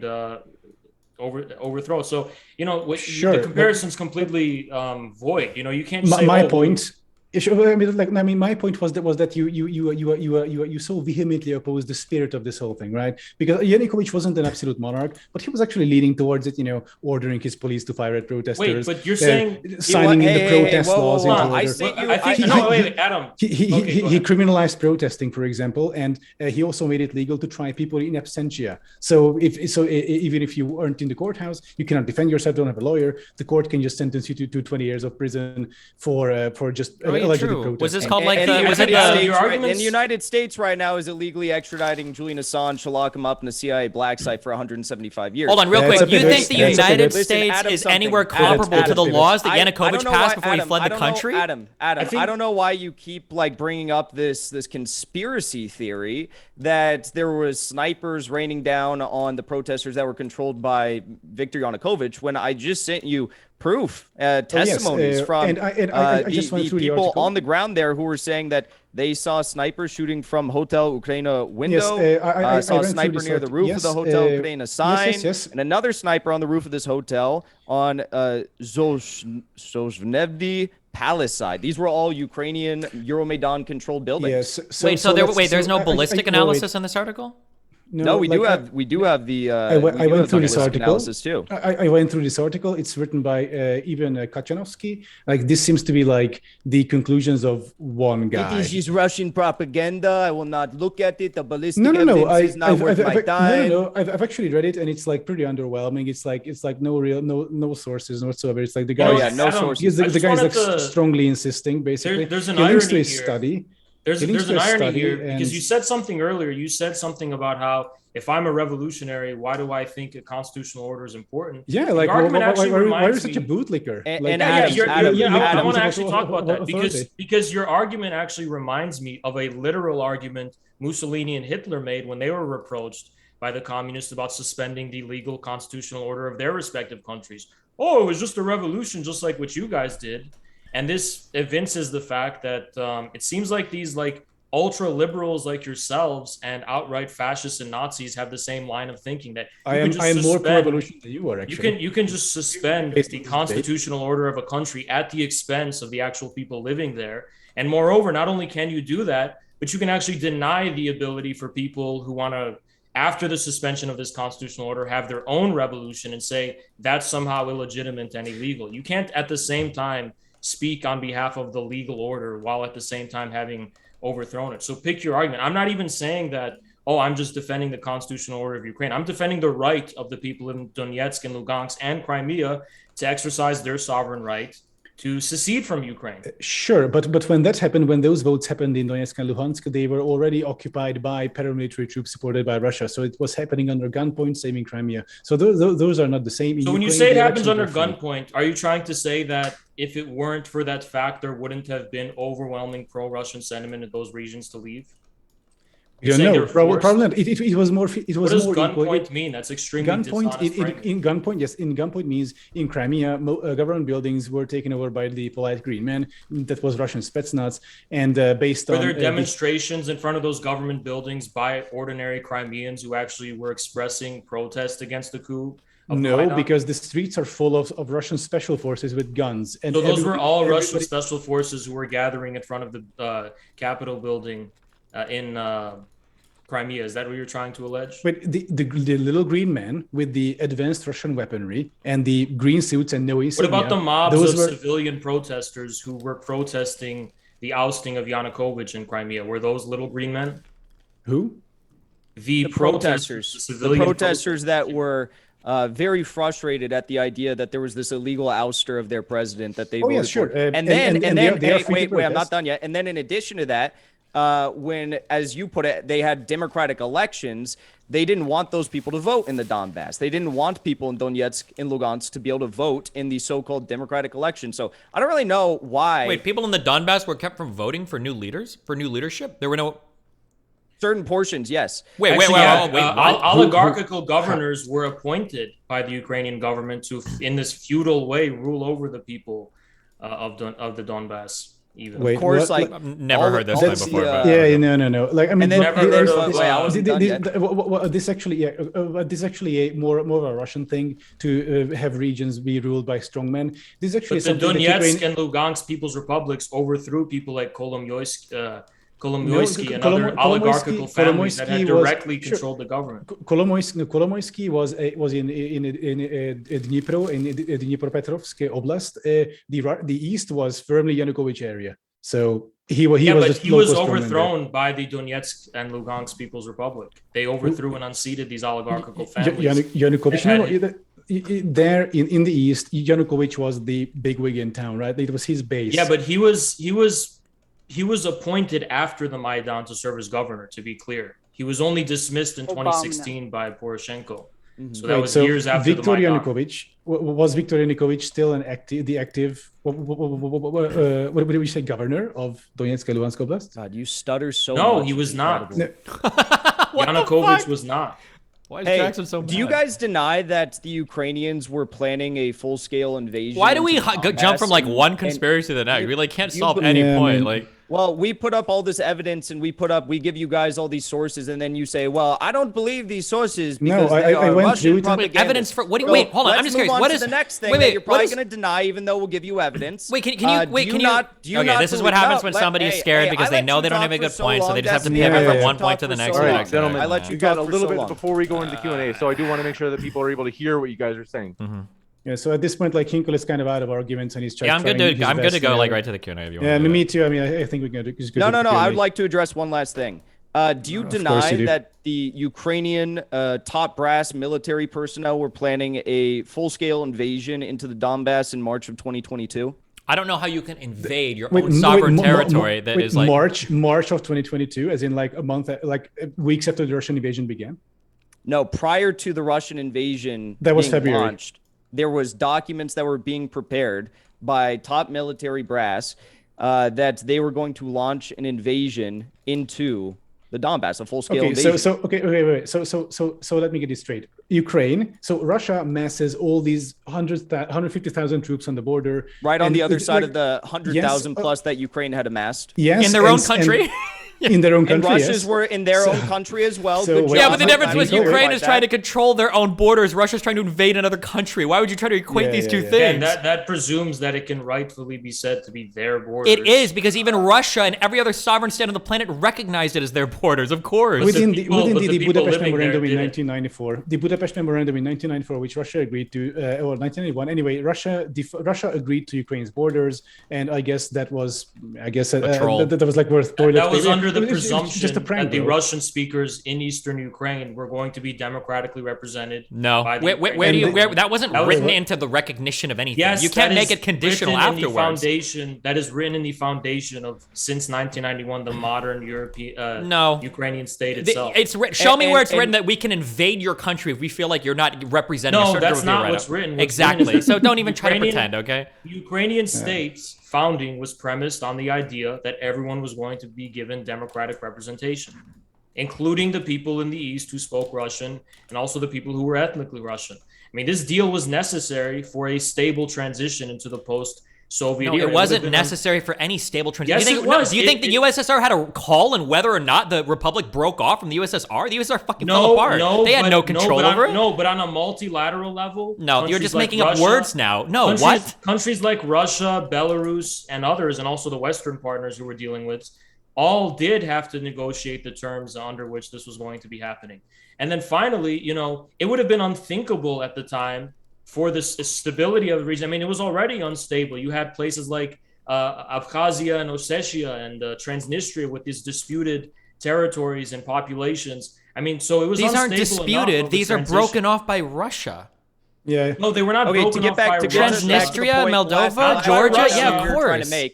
The Not last by point we Russia, were but trying by to the make people living was there. that the brigade that they were planning to launch this formal invasion into the Donbass with was trained by U.S. and British instructors in Lviv or Lviv in Bro, accordance with NATO training it's their programs. territory. So it was literally Yes, they had begun supplying increased amounts of military artillery to Ukraine. Then they were planning this full-scale invasion with NATO-trained Ukrainian brigades, and they were going to slaughter even more civilians in the Donbass, which is another reason for Russia launching this protective mission, Operation Invasion, whatever you call it, to stop this from happening, the continued slaughtering that is taking place for the past 8 years against the people of the Donbass. And a blood and soil genocide is more like it. But I'm going to quote Sergei Lavrov. You're literally a Nazi supporter. You literally are a Nazi supporter. Yeah. Your arguments are null and void. You post memes about Stefan Bandera. Fine. Gentlemen, okay, there's a lot of overlap. Kind of incredible that you show your face. I'm going to. If I were you, I wouldn't show my face on Nazis.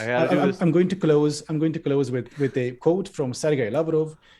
We do within our borders what we want. We move our military. We do military maneuvers the way we choose, and no other country has any say in the matter. Sergei Lavrov. I think it applies to Ukraine as well. Republics are disputed territory, and Ukraine signed the Minsk Agreement. Disputed by whom? By the people living there and the Ukrainian government. That's why there was a conflict. That's why there was the Minsk agreements, which the Ukrainian government voluntarily signed, and then later claimed they had signed at gunpoint, even though France and Germany were also parties to that agreement. Anyway, legally to this day, no one really officially contests the Donetsk and Luhansk. Maybe Russia made statements to that effect, but as far as international agreements are concerned, Russia still considers that area to be Ukraine. Yeah, but if international... We can go to the Q&A if you want to, by the way, I'm done. International agreements are not the sole factor in defining what constitutes wait, I thought the law was super important. Now there's sovereignty at the internal level and then sovereignty at the external level. Now external sovereignty is determined by how mad your neighbors are, I guess. Jesus. Yeah. No, internal sovereignty is determined by things like this. I mean, read the basic foundation of your liberalism. Your liberal thinkers talk about the social contract and the need for an agreement to be come to between the government and the people. Unless what? I mean, Thomas Jefferson, even he said that it is right and justified for a people to overthrow their government if they're not in a constitutional way. A people to overthrow their government, not for a foreign power to come in and take over your shit when there's conflict. That's the thing. You yourself admitted that while Putin recognized the new government of Ukraine, it's the people in the eastern Ukraine who didn't. So it's not a foreign government who's imposing. It's foreign troops that have been on the ground since 2013 in the Donbass. That's the issue. That is 2013. I mean, that is your allegation. Let's move into the next one. I hate to do this, guys, but just because we want to get you guys out of here by a decent time, Didymus says, by the way, folks, all of our guests are linked in the description. If you'd like to hear more about their views, you can by clicking on those links below. That includes in the podcast. We put our guest links in the description box there too. Didymus says, Ukrainian nationalists did not get their anti-Semitism from the Nazis. They were doing pogroms during the Russian Civil War. Yeah, but the nature of the anti-Semitism as voiced by people like Bandera during the 30s was qualitatively different than whatever historical European pogroms were happening before. So that's that's like saying there was pogroms in the medieval times in Ukraine. It doesn't speak to the unique character of the anti-Semitic violence during the Holocaust.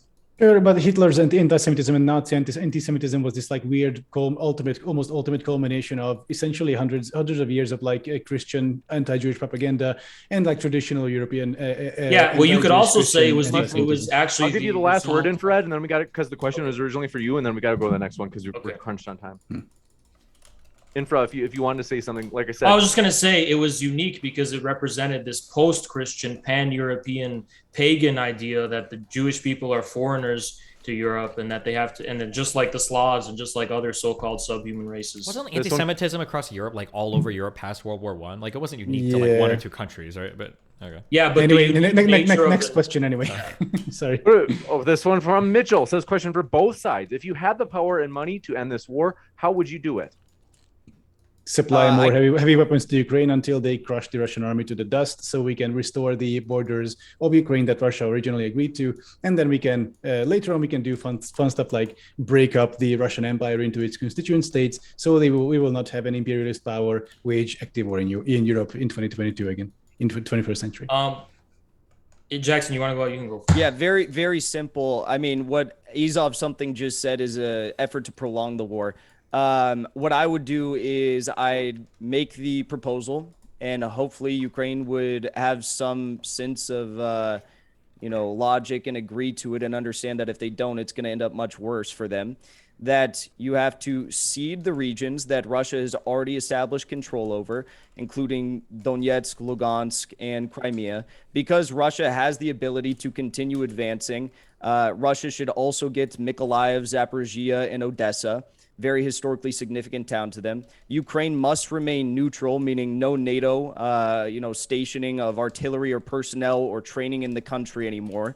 And all official outed Nazi battalions and regiments and political leaders must appear before an international tribunal to try them for war crimes, if any, crimes of aggression that would be set before an international charter.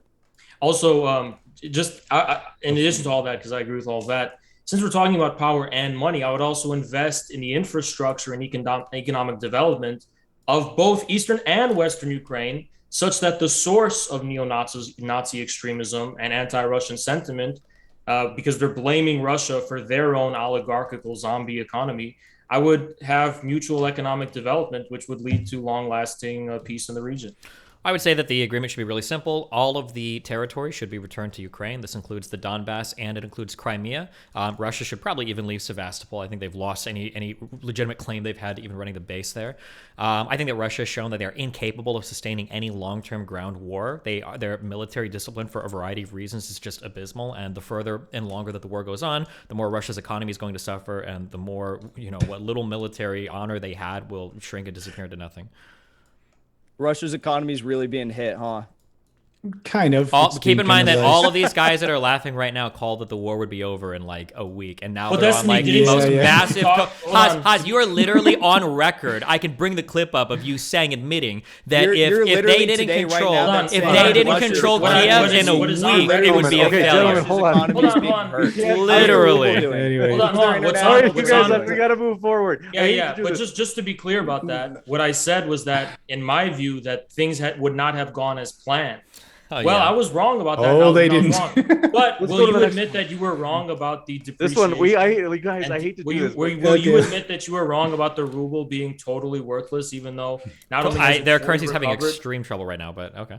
The ruble has reached historical Bloomberg highs. just announced that the ruble's the top performing currency in the world. That's crazy how that works, huh? Definitely true, right? Not only is the ruble the top performing not only is it the top performing currency in the world, Russia's military is one of the strongest standing armies in the world as well. Their military discipline is strict. The defense that they have for their armored units is super on point. Everything is going exactly. It's incredible. This one's incredible. Pedro HM. Next question. So triggered. Gotta go. Pedro HM, thanks very much. Says, why pro-Russian Ukrainians don't move to Russia? Why not offer asylum? It seems a simpler solution than annexing a whole country. It's $5 by the way. Because that's an easy one. Oh, who's that for? Yeah, because it's their homeland, where they're living, where they're settled. During the Soviet Union, that was the bread and butter of their way of life. How did they get there, by the way? It's a mystery. It depends on who. Some were there. How did ethnic Russians get to Ukraine, by the way? That is like centuries funny historical reasons. So the real answer is Russia doesn't want those ethnic Ukrainians or the ethnic Russians from Ukraine to go back. They don't give a fuck about those people. Those people are only in Ukraine so that they can have a claim to the territory. Why would Russia want all the ethnic Russians back? Then they'd have less of a reason to do a civil war over there. Of course they want those people to remain over there. Destiny, I know you're triggered, but no one can hear you or understand you when you talk that fast. Do you not even know what I will say is? They've been there for centuries. What are you talking about? The reason why they should not have to flee to Russia is because that is their home, and they shouldn't have to leave it because a U.S. installed apparatus has decided that they want to harass, murder, and torture the civilians there because they don't like their leadership or their controlled leadership. Okay. Next question, I think. We're done. Mr. Monster says, it's not that I support Ukraine, it's that I support humanitarianism. Needless to say, a lot of innocent lives are being lost, though. Putin needs to stop. True. I mean, I mean, the most horrible thing is that like Russia went in saying that like, oh, we're about to protect the Russian-speaking Ukrainians from the little Russians from the evil Ukrainian Nazis, and essentially the overwhelming casualties of the war are Russian-speaking Ukrainians because Russia is just going fucking scorched earth as we've seen like cruise missiles hit residential neighborhoods, artillery barrages, the TOS-1 thermobaric missiles hit housing areas. Massive civilian casualties in Mariupol. Currently, they're trying to cover up the civilian death toll. We see mass graves upon mass graves. It just so happens that of course, YouTube Russians are saying that the Azov did it, but like in Ukraine, I mean, it's like someone takes a shit on the street, Russia will say it was Azov. So it just so happens that YouTube censorship enforces all of these allegations you're saying. We're not even allowed to contest any of them. Fucking Susan is at it again. God damn it. Yeah. George Soros cocked you up. Would you deny that? Because coming in from your view can't even be debated because it's enforced by YouTube censorship. And yet here we are debating it right now. Yeah. No, we're not debating the various individual claims he just made about Russia's. We literally can't talk about that, or else they'll demonetize us. Yeah. Demonetize. Wow. Wow. They remove your super chat ability. They also can issue a community that is not right, censorship. which actually happened. That's not censorship. Saying if you talk about something, they're going to remove your ability to monetize your content. They also issue that is not censorship. They also issue that is not censorship. I'm sorry. They've also issued suspensions over it as well. If you want censorship, look at what Russia is doing with its journalists. So that's if you what want about censorship, Russia doesn't censorship. No, last thing. If you want censorship, look at what Zelensky has done in banning all opposition parties and locking up, imprisoning, torturing, and killing. And look at all journalists who oppose Zelensky. No, look at what Zelensky's done. Look at what the SBU death squad. Look at the long list of names. Considering that you're a big fan of Bandera, I can't imagine that you have a problem in the world with the SBU death squads. And what about people like Jan Taxier? Is it like the FEMA death camps or something? Like, is this some kind of like far-right conspiracy theory that you guys are like pushing on us? You're the only conspiracy theorist here. Oh, of course. Anyway, got him. This one coming in. We have this one. Fernandez T says, here to support you, James. Thanks for your kind support, friend. Says, and by the way, 100% of super chats are going to go to charity today. That one is linked in the description box. They said... let's see. Thanks for your support, though. And Captain V says, for SB3, says, what's worse, a league of grind or this debate? This one coming in from Chris Morlock says, for Lestiny and Soydom, Ukraine, sorry is what it says. They say, Ukraine reformed, I love you guys. Ukraine reformed its National Guard in 2014. It had not existed since 2000. 7 battalions were instantiated from ultra-right groups. Source, Wall Street Journal, 2014.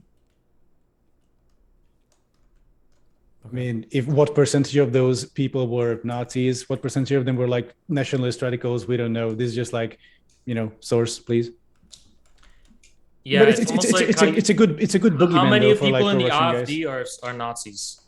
Quite a lot of them. The AfD has 2 Can you wings, measure actually. Yes, absolutely. In West Germany, there's this, based on like polling data within Germany. In West Germany, the AfD is generally trying to be like a more traditional right-wing populist party. In the East, it's full on blood and soil. And you can actually keep track of this through empirical data if you look it up. Okay, well, I don't see the data confirming that. Look it up. I mean, Wikipedia. Okay, well, unless it's too suspicious for you. I think this is a debate between people who know what they're talking about and Wikipedia. Based. You realize that Jackson literally linked me a Wikipedia article earlier to talk about the fleeing. Yes, I use your own source to prove you wrong. Okay, something that you still haven't apologized for, but whenever you want to, I'm open to it. I might consider it. Okay, Donald. I might consider your apology. All right, Donald. What does Lestiny mean anyway? The analytical failure says if there were 10 votes short, that's how coups work. Nice. Based. Yeah, okay. Also said evidence of I don't know. I want people to know, don't you understand that there's been elections in the U.S. where the margins were really small? Those margins matter. True.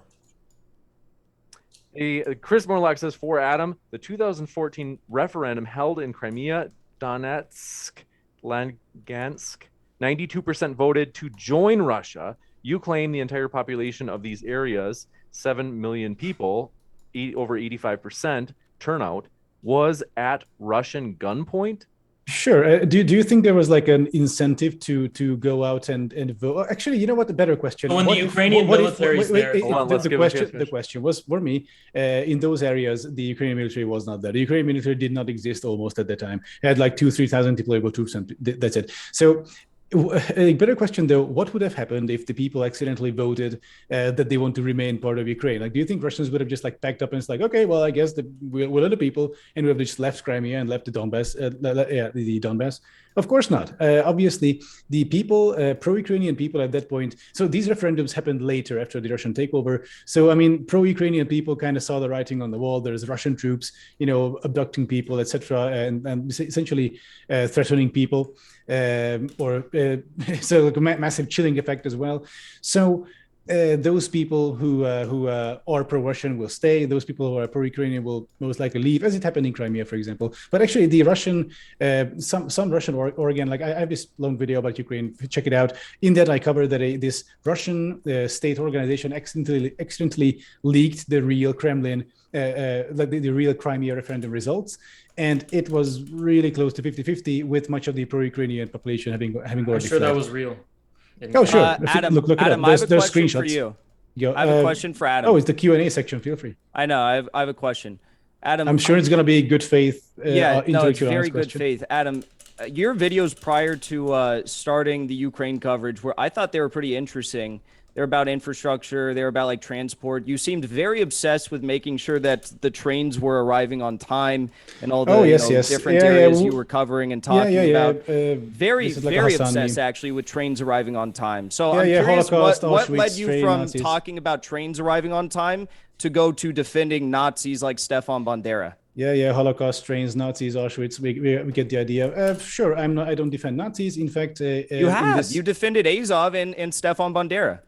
I didn't defend Azov. I said I support the idea of throwing Azov at the Russians. That way you can stem the tide of imperialist aggression from Russia, and a bunch of Nazis die in the process. This is consequentialism. Also, I think you claim that the presence of a military means it's at gunpoint. The presence of a foreign military, dude. How can you be so dense? Okay, hold on. Okay.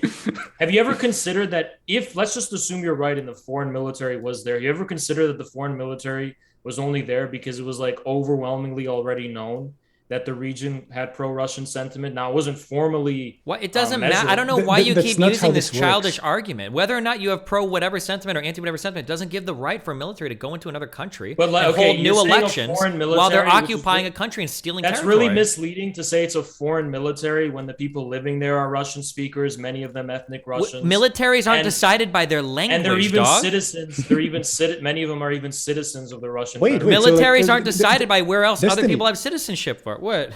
Destiny. Like, I know, but it's just now making you're making it seem like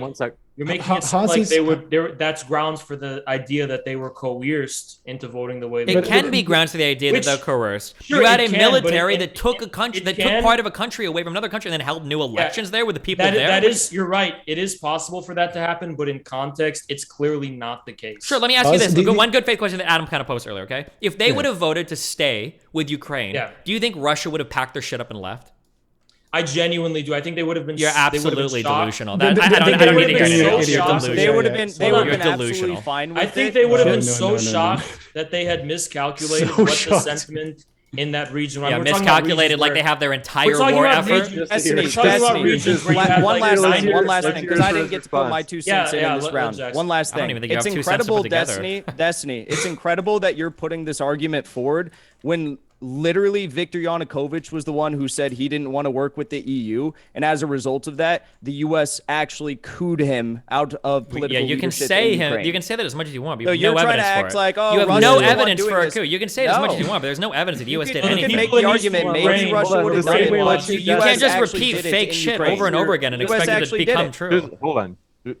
So Crimea was brainwashed, but the Maidan people were not brainwashed. The Maidan people were Ukrainians that were protesting for months. Yeah, they weren't brainwashed by Western media, but the people in Eastern Ukraine were. Yeah, they were brainwashed by Western media. They saw Western people living happy, democratic, economically prosperous lives, and they thought, "Wow, I want that." Yeah, their lives. That was the brainwashing that happened. Their lives have gotten so much better under the Western sphere of influence. It's incredible how the state of Ukraine has just prospered. Oh no, when the Russian oligarchs were running fucking everything in Ukraine, they were doing way better then. True, absolutely but true. the thing is absolutely, it's that- not like Ukraine was one of the most corrupt countries in the fucking world leading up It to the is 2014 literally the Euromaidan. Western model of liberal democracy that gives rise to oligarchy historically. There we go. Now we're getting to the real Russian argument. These would actually be interesting debate if you guys weren't so fucking like slimy. If you want to have the real conversation of like the collapse of like Western liberalism and Russia seeing itself as like kind of instilling itself as kind of a new world like multipolar thing in the East, that's the actual interesting conversation. The real reason why Russia's invading Ukraine. But you guys aren't honest enough to have that conversation. Assets were privatized and the free market decided this I'd be happy to have that conversation. No, you won't admit that that's the actual rationale of everything happening. Hold on, that's an interesting Putin's- conversation, hold but on, you're not a you good realize faith the actor to have that entire- conversation with. Hold on. I would You be realize happy to have that the entire conversation. reason Like for three of you. Putin's- Hold the on, entire one reason for Putin's illiberal No, authoritarianism we have to. is because we have to under move liberal forward. democracy, oligarchs reign free. Pause. That's why Putin has to be You have to move authoritarian forward. to rein them in. Must move forward. Gnarly Bonesful says, "Can Jackson Hinkle update us on the NATO commanders in Avastal?" No, I can't because the Russians have not publicized any of their names, but they have announced that there's going to be war criminal tribunals that involve NATO instructors in Mariupol that take place. Wow. Imagine our shock. This one coming in from Chris Morlock says, "Destiny and Adam, how does it feel? Let's see. How does it feel to be losing the conflict?" And I don't know if they mean that if they're trying to suggest that. I think they mean They the can't be talking invasion. about Ukraine losing the conflict because that's Yeah, just yeah. They say, and looking at Novorossiya. Yeah. Okay. So they do mean the conflict. No, I mean the Russian offensive in Severodonetsk is actually pretty embarrassing. They pulled up select Rosguardia troops, VDV, which is their paratroopers, also Wagner, and they pulled together like 25 battalion tactical groups to assault Severodonetsk, and they were fucked by the Ukrainians. Holy shit! Ukrainians sort of feigned retreat to this industrial area to the west of the city, and then Russians came in, guns blazing. Ukrainians kind of just whoop. Counterattack back, and this won't be like a decisive win, but it's going to be like an attrition thing. You're delusional. like They've Mariupol. literally lost every single major battle, and Zelensky just What are actually you 2 days What ago. are you talking about, though? Zelensky just What went out 2 battle? days ago. Shut the fuck up. Zelensky went out 2 What days battle? ago and No, said what that battle did they lose? Ukraine is currently losing 100 troops a day. That is a Sure, staggering amount. It's called Hold war, on. but They control Russia lost 80% Kiev, they of the lost city. You Kharkiv. said they lost it. Ukraine is You said now they lost the counterattacking battle. Russia did not lose Control Kharkiv. 80%. What was the first one you said? So What was the first one you said? First they lost Kiev, and then they lost Wait, Kharkiv. what battle ensued in Kiev? Show me the evidence. Excuse me? What battle ensued in Kiev? Russia literally has retreated from even attempting to take Yeah, Kiev. What are you talking about? They couldn't even. No. They couldn't even get my to Kiev. My question is, what There battle was no. ensued in Kiev? There was no battle in Kiev. They because didn't even Russia- make it no that battle in far. Kiev. Okay, good. because I'm glad Russians we couldn't even figured get that out. there. I'm glad we figured out. They that just there tried to was no roll a battle in couple Kiev. tanks across the street and Great. hope that Yeah, but Ukraine would yeah. surrender. Pointing out the obvious, But, Adam, J- there was Jackson, no though, battle in Looking Kiev. back, Russia No, had that's no great. intention Honest of question taking though, Kiev. Jackson, honest question, who do you think you're convincing with this? There was no battle You in just Kiev. said there was no just- battle in Kiev. You just Yeah, admitted it.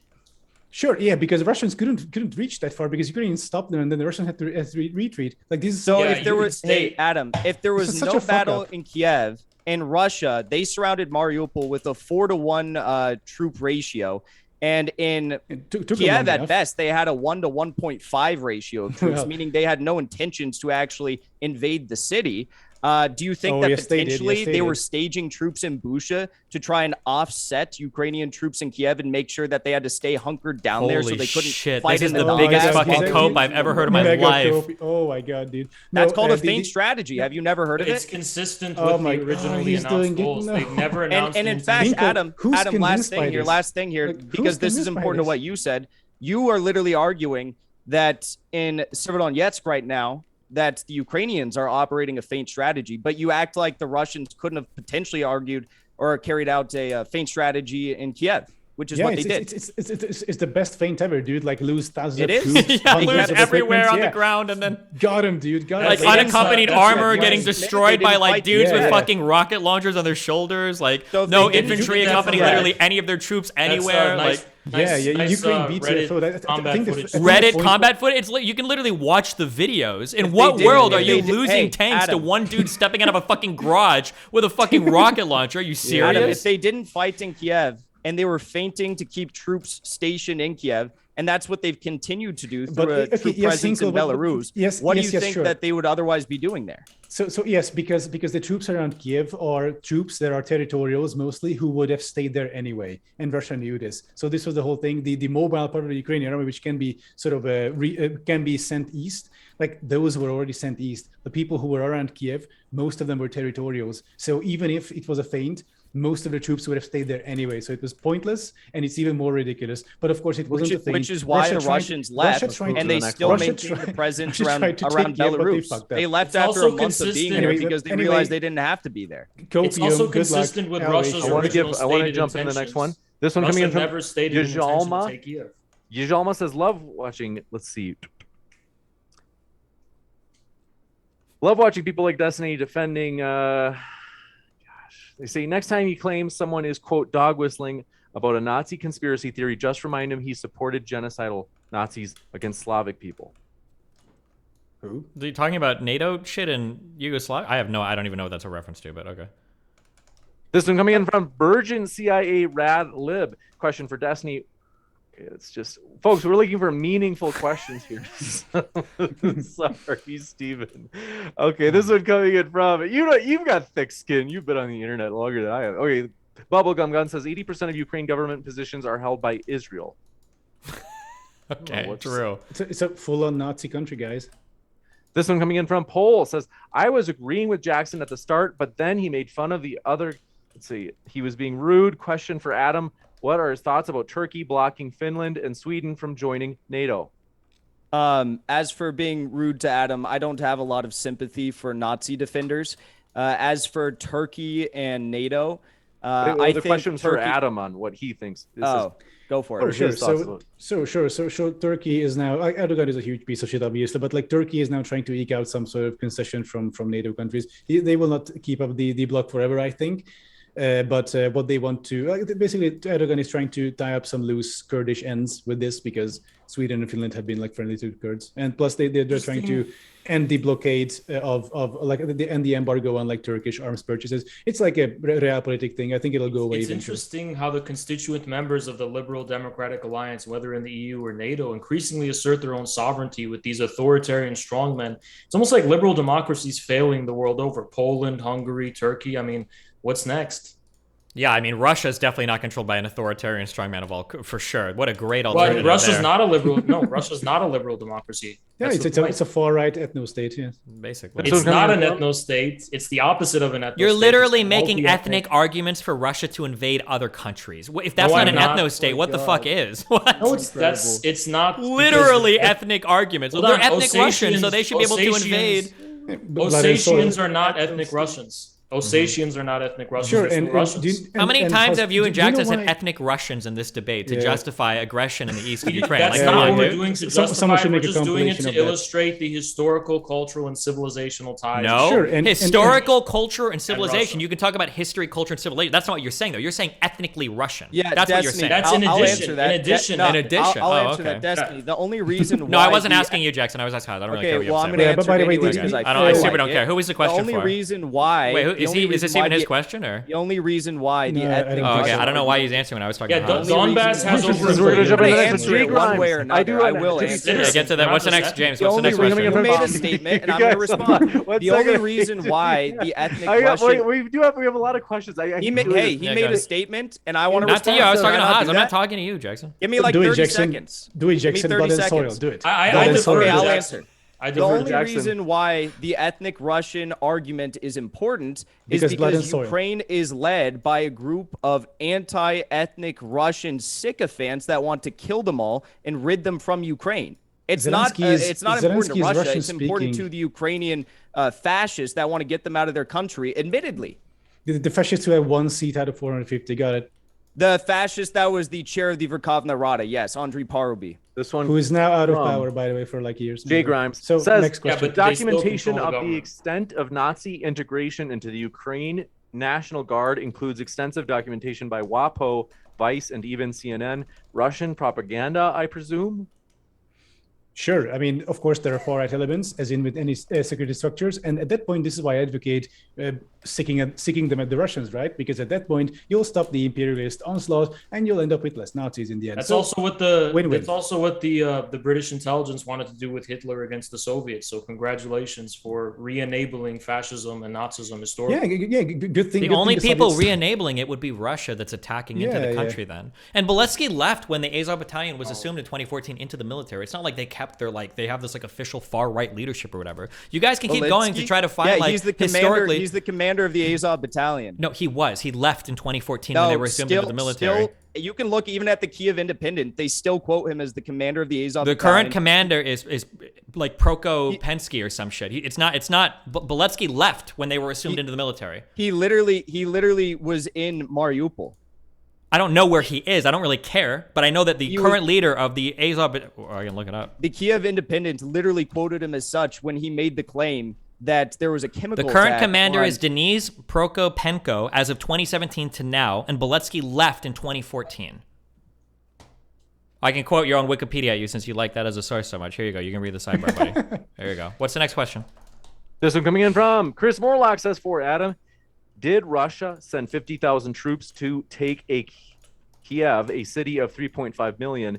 It pulled 5 AFU battalions off the Donbass line and allowed for the current situation. 95% of Lugansk under Russian control. Can you repeat that question, the first part especially? Yep, they said, did Russia send 50,000 troops to Kiev, a city of 3.5 million? Oh, yeah, okay, gotcha. Yeah, so yes, because the Russian plan originally was that the Kiev regime, the Nazi junta or whatever, will collapse, and the Ukrainian troops will lay down their arms in the face of the overwhelming Russian superiority, which of course didn't happen. You have Actually, evidence? in the first, sure, listen to Vladimir Putin, dude. And also in the first few days of the war, we saw Russians essentially charging into Kiev, just like small disparate operations. Also in Ukrainian uniforms, which is a war crime, by the way. But they get executed. There were multiple attempts at Zelensky's life. So basically, these idiots imagine that the Ukrainian army will just disperse and they're just gonna roll into the city. And you have evidence that's their plan? Yes, and have a victory parade on the 9th of May. Actually, funny thing is, in many cars, in many vehicles of the Russians, they found these like parade uniforms. Like these idiots actually thought that they're gonna have the 9th of May parade on like Kreshchatyk. That sounds like something completely made up. Whoa, hey, dude, this question was for me. Feel free to answer your question if you get one. So anyway, this was the plan. It was horribly misguided. They had to revise it like 8 times, and now it looks like the Russian army has finally culminated in Severodonetsk, a town of 100,000. Which is just embarrassing. So we'll from now on, I think we'll be seeing more and more Ukrainian. Sounds like they were counterattacks. targeting strategic. Whoa! Like, Hey, I'm I'm not done. And after that, we'll be seeing more and more Ukrainian harassment, counterattacks, and Russian attrition. And we'll see. Hopefully, the Russian Empire will collapse. I'm just curious for Jackson and Haas to give you guys a chance to talk. Can you explain what was the Russian strategy behind sending like so many like unaccompanied APCs and unaccompanied tanks to just get like solo destroyed by people with rocket launchers? What was the strategy there for the military? Plus the 30-mile truck convoy. Don't forget that. Yeah, can you explain what the military strategy was there? I'll first say, Destiny, you are right about Beletsky no longer being commander, but I incorrectly quoted the Kiev Independent, who on April 11th said that he was Azov's leader, and they've been known to lie throughout this war, so I incorrectly quoted them. I quoted them correctly, but they incorrectly reported, I guess is a better way of saying it. As to why Russian military tanks were blown the hell up, I mean, they lost a lot of military personnel. There was multiple times in which Ukrainians, when Russians were trying to enter certain cities, they just blew entire platoons and units up. They slaughtered them. But overall, the military strategy of Russia has been a flow of water approach, where they go where they can go, and if they get stopped by Ukrainians, they don't continue pushing through into the city. That's not how war works. Hey, I let you talk, It's a Adam. special operation. Yeah, let him talk. I literally That's let a very special operation. This is very And- funny. Go ahead. Yeah, so there was multiple attempts where they tried to go into certain cities and they were blown up and they were slaughtered by the Ukrainians. That's a true thing. They have There's lost a even lot of instances where they What? went into cities. So go ahead, finish. Yeah, but the overall military strategy has proved to be effective because, again, they've controlled far more land than Ukraine has been able to protect. I mean, they've lost virtually every single battle. There's been a few small battles in which Ukraine has won, but the overall large battles, such as in Mariupol, such as in Popasnia, they've lost all these major battles thus far. They've lost Severodonetsk almost entirely, according to Ukrainian officials. They've lost 80% of it. They've already started taking small villages outside Lysychansk, where they're about to encircle 16,000 Ukrainian troops. So, yeah, okay, can I ask a question? But their strategy has been very effective. Sure. So when you say Ukraine effective, routed. So Russia has said that they have lost, what is this, almost 24,000 people? What? Show me the evidence. What is your data for that? Okay, hold on, let me check. I'm trying to look up the casualties of the Russo-Ukraine war. Just to be clear, these are usually the oftentimes it's reported that open source intelligence. Oftentimes it's reported that Russia's retreating because of this huge counterattack. Russian soldiers have even pulled back, and tanks. They've even pulled back, even at the slightest whiff of the most minimal resistance. Damn, well, that doesn't even hold on. That doesn't even kill anyone. Second strongest army. And the reason they do that isn't because they're scared of these people and that they're going to lose to them, because they're trying to minimize casualties. So they'll pull back. Oh, sure. And usually encircle the place for a more long-term strategy. I mean, they could have stormed Azovstal, and they didn't. So how come they didn't circle Kiev? Because it wasn't their strategy to take Kiev at that time. I thought encirclement was anyway. So the real reason for anyone interested is attrition. So if you pull in like guns blazing, no combined arms, just send in the heavy columns, Ukrainians will blow the fuck up with mobile infantry. It's because they want to minimize casualties. Yeah, of course. Even when Ukrainians have not just like Mariupol is a fucking ruin. Anyway, so. Anyway, so this is called attrition. So basically, you don't defeat an army head on. You essentially it's like a death by the thousand cuts. Which is a war of attrition. Yes, which is what happened in Kiev and Kharkiv. Russians had to pull back because it was unsustainable. Mega cope. It is without a doubt a war of attrition. Kiev was an example of a feint strategy, but yes, this is a war of attrition, and it's proving quite successful for the Russians. I mean, the Russians, they could have taken Azovstal. They could have taken many places, many villages, and they decided not to because they want to minimize casualties on both sides. I don't understand how you, or I understand it. I just, okay. Wait, I'm curious. I'm just curious. What would success look like to you in a month? Because if I asked you guys a few months ago, you would have said that obviously they're going to be controlling Kiev in a week. I don't have the Russian military playbook. Russia has not been transparent about. I've made the mistake of trying to infer and speculate about what their plan is. It's not disclosed to the public. It's only disclosed to the actual people in charge of the operation. But Hinkle, I'm not going to try and speculate on what what their timetable is or any of that kind of stuff. I will say, I will make a guess. Jackson, really quick. He asked me a question. I want to respond. Oh, sure. Okay, I'll make a guess. I wouldn't be surprised if Russia doesn't end the operation until they get Mykolaiv, Zaporizhia, and Odessa. Okay, so Jackson, I gotta wrap this up pretty quick. One sentence. Jackson, don't feel too bad if you don't know. Try to get through the sentence without stuttering. Go for it. Oh, sure. That Jackson charisma, huh? No, just don't feel too bad if you don't have the Russian military playbook because job. Russia doesn't have it yet. All right, I got to give him a chance to how many languages do you speak, Jackson? Wait, what the fuck? It's this guy's ESL debating you and you're making fun of him for stuttering? Are you actually retarded?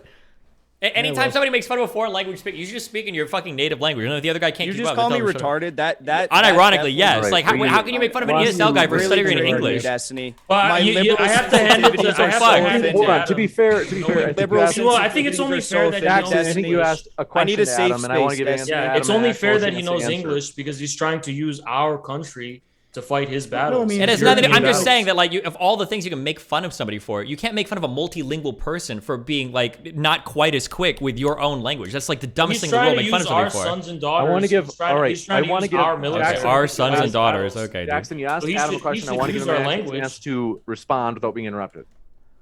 Oh, that's fine. I think we can go on. That is it. I promise. I guess we're going to get him out of here at a decent time. So. Oh wait, can I ask one more question? Then they can respond. I'm giving them the last word. Super short and pithy question. Very short. Do you think in 3 months will Russia control more or less territory than it does right now in Ukraine? Without a doubt, more. Okay. Without a doubt. In fact, I think they'll control more by the end of this week. Yeah. Finally, one last thing. I just wanted to end it on this. We couldn't get Adam in on this one, so original plan is on. That was the tweet Modern Day Debate put out in public. That's it. The what? Wait, which tweet? March 2nd, 2022, saying Oh, that okay. you So were the one James, to James, bring did up. they cancel or did I cancel the previous one? Hold on, I've got it right here. Since you guys, You let's tweeted see. it on Twitter. So This who is back? what I said because someone happened to like it during the debate. So I said to clarify tomorrow's event with Omni Liberals friend Infrahaz and Jackson Winkle. Jackson Hinkle is still on. I asked Dylan Burns if AdamSomething could take Dylan's place, and Dylan was open to it because he's burning the wick at both ends. We couldn't get Adam in on this one. In other words, it wasn't that he had already committed and then backed out. He just said it wasn't going to fit with his schedule. So original plan is on, which So it wasn't original, us. well, I don't think Thank anybody you. backed out. Wait, if I didn't we remember. have an original debate set up with the 4 of us, and then those 2 backed out? Don't you Yes, think yes. it's incredible though that No, on the Azov second something on was the going second to of his March. YouTube audience and claiming that we backed out when it was in fact a scheduling error on his own part? Hold on, James. So Can you Adam, tell me, did you James? lie? Was there It's James? really Was there an incredible. original debate between all 4 of us He's that a they backed Nazi out on? supporter and wait, he's a yeah. massive liar. Wait, There James, was let James, kind of. let James. Yeah, So James. there was, Yeah. there was. I remember it was something that I think I said. I came to Jackson. Second of March. Second Came of to March. Jackson Email. and Haas, you guys, and I said, could it be Destiny and Adam? And then I think this is when Infrared had a hate boner for Dylan. Infrared said, no, Dylan has to be in it. He said, Dylan can't be a co-host. Yes. I reject that debate. Oh, okay. No. All I said yes to the debate with Adam Something, no to Dylan as a. Why would Dylan co-host? He's not Exactly. debating. Okay, that's fine. How would But you you get guys, so involved? you had a reason, but you did back out of the first debate. That's all we wanted. No, we No, didn't. but then, Yeah, okay. but But then modern Adam day was, debate said Adam we was couldn't ready get to Adam. debate. Adam was ready to debate, and then he Yeah. said he couldn't because of a scheduling conflict. Yeah. Well, no, that sounds like a second debate that was never agreed on. That No, what? it How's that doesn't. a second debate if we just said we didn't want Dylan Burns to be the co-host? Yeah. Why I was would he always hoping to co-host? Exact reschedule. debate. A We just said we co-host didn't is a want host Dylan is to supposed to be co-host. neutral. Why would we want Dylan Burns? To I really co-host? don't think anybody backed out. I want to say, folks, all of our guests are linked in the description. If you'd like to learn more about their views, we highly encourage you. We really do appreciate our guests. And I will put up that charity receipt as 100% of the super chats from tonight's debate will be going to the Domestic Action Center. And so thank you very much for your support. That receipt for that donation will be up on the social tab on our YouTube channel within the next 48 hours. Thank you to our guests, though. It's been a true pleasure to have you guys. Thank you. It's been a good debate. With that, Oh, I'll be very back good. in just a moment with a post-credit scene letting you know about upcoming debates. With that, stick around. Thanks so much, folks. Yep. Bye-bye. Thanks, guys. That was a wild one. I hope you have a great rest of your day or night, depending on what time it is. And Thanks a Thank lot, you. James. my pleasure. Take care, guys. Be careful, bud. Bye bye. What a horrible conversation. Oh my god. There's like a deliberate political strategy where if you when you don't have an answer, you just keep going and going and going and pivoting and going and going and going and pivoting and going and going and going. It's so fucking annoying. Okay, fuck. I was nervous doing this bet. I know what I meant all the time, but I wondered if maybe I would have misspoke and said snipers. So this is my timeline that I I'm guess understanding. Tell me if you agree with this. So there was a vote initially you're talking about that failed by 10 members of parliament, right? Then the police deaths happened. The shooting of the protesters, everything happened. Then there was another vote on February 22nd, and then afterwards Yanukovych. Okay, shooting of the protesters. Yeah. There's people talking about like a sniper thing that I haven't looked enough into. I don't know if this is like a real thing or not. People talk about like snipers, but the police weren't like the snipers. They were just using normal rifles. They were just shooting at protesters, not sniping.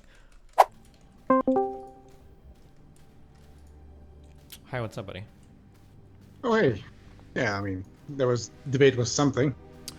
Yeah, for sure. Do you want a couple? I can give you a couple debate tactics if you want for conversations like that.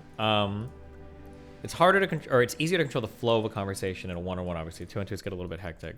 I think the two biggest things I would say is that one, and I know it's tempting because the people are sometimes degenerate as fuck, but I think it's really positive to hold off on like personal attacks until they've launched the first salvo. I think if we open with personal attacks, kind of makes it harder to be sympathetic towards our side when it starts to get into the weeds on that, I think is one thing. Oh, yeah. Wait, what did I open with actually? I don't remember. Fuck, I'd have to go back, but I think there was during the opening statement, I think it was a little bit aggressive, but I have to go, I'd have to go back and Oh, yeah, listen yeah. again. Like, Yeah, when I mentioned that they bitched out and stuff. Oh yeah. That it was the bringing up of them like bitching out of me. Yeah, probably sets a pretty aggressive tone. Especially if you know the other people are gonna resort to ad homs eventually. It's better to just let them do it first, because then you always look like the victim. Even if you go hard later on, I think it's just like a thing. That's just kind of like a rhetorical thing. Something that is good for like a factual thing.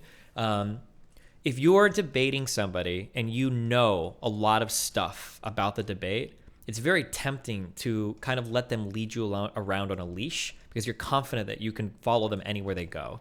This is a problem I used to have a lot. Like if I'm, especially depending on who I'm debating, I know that I know more than them. So yeah, we can go wherever you want to debate whatever you want.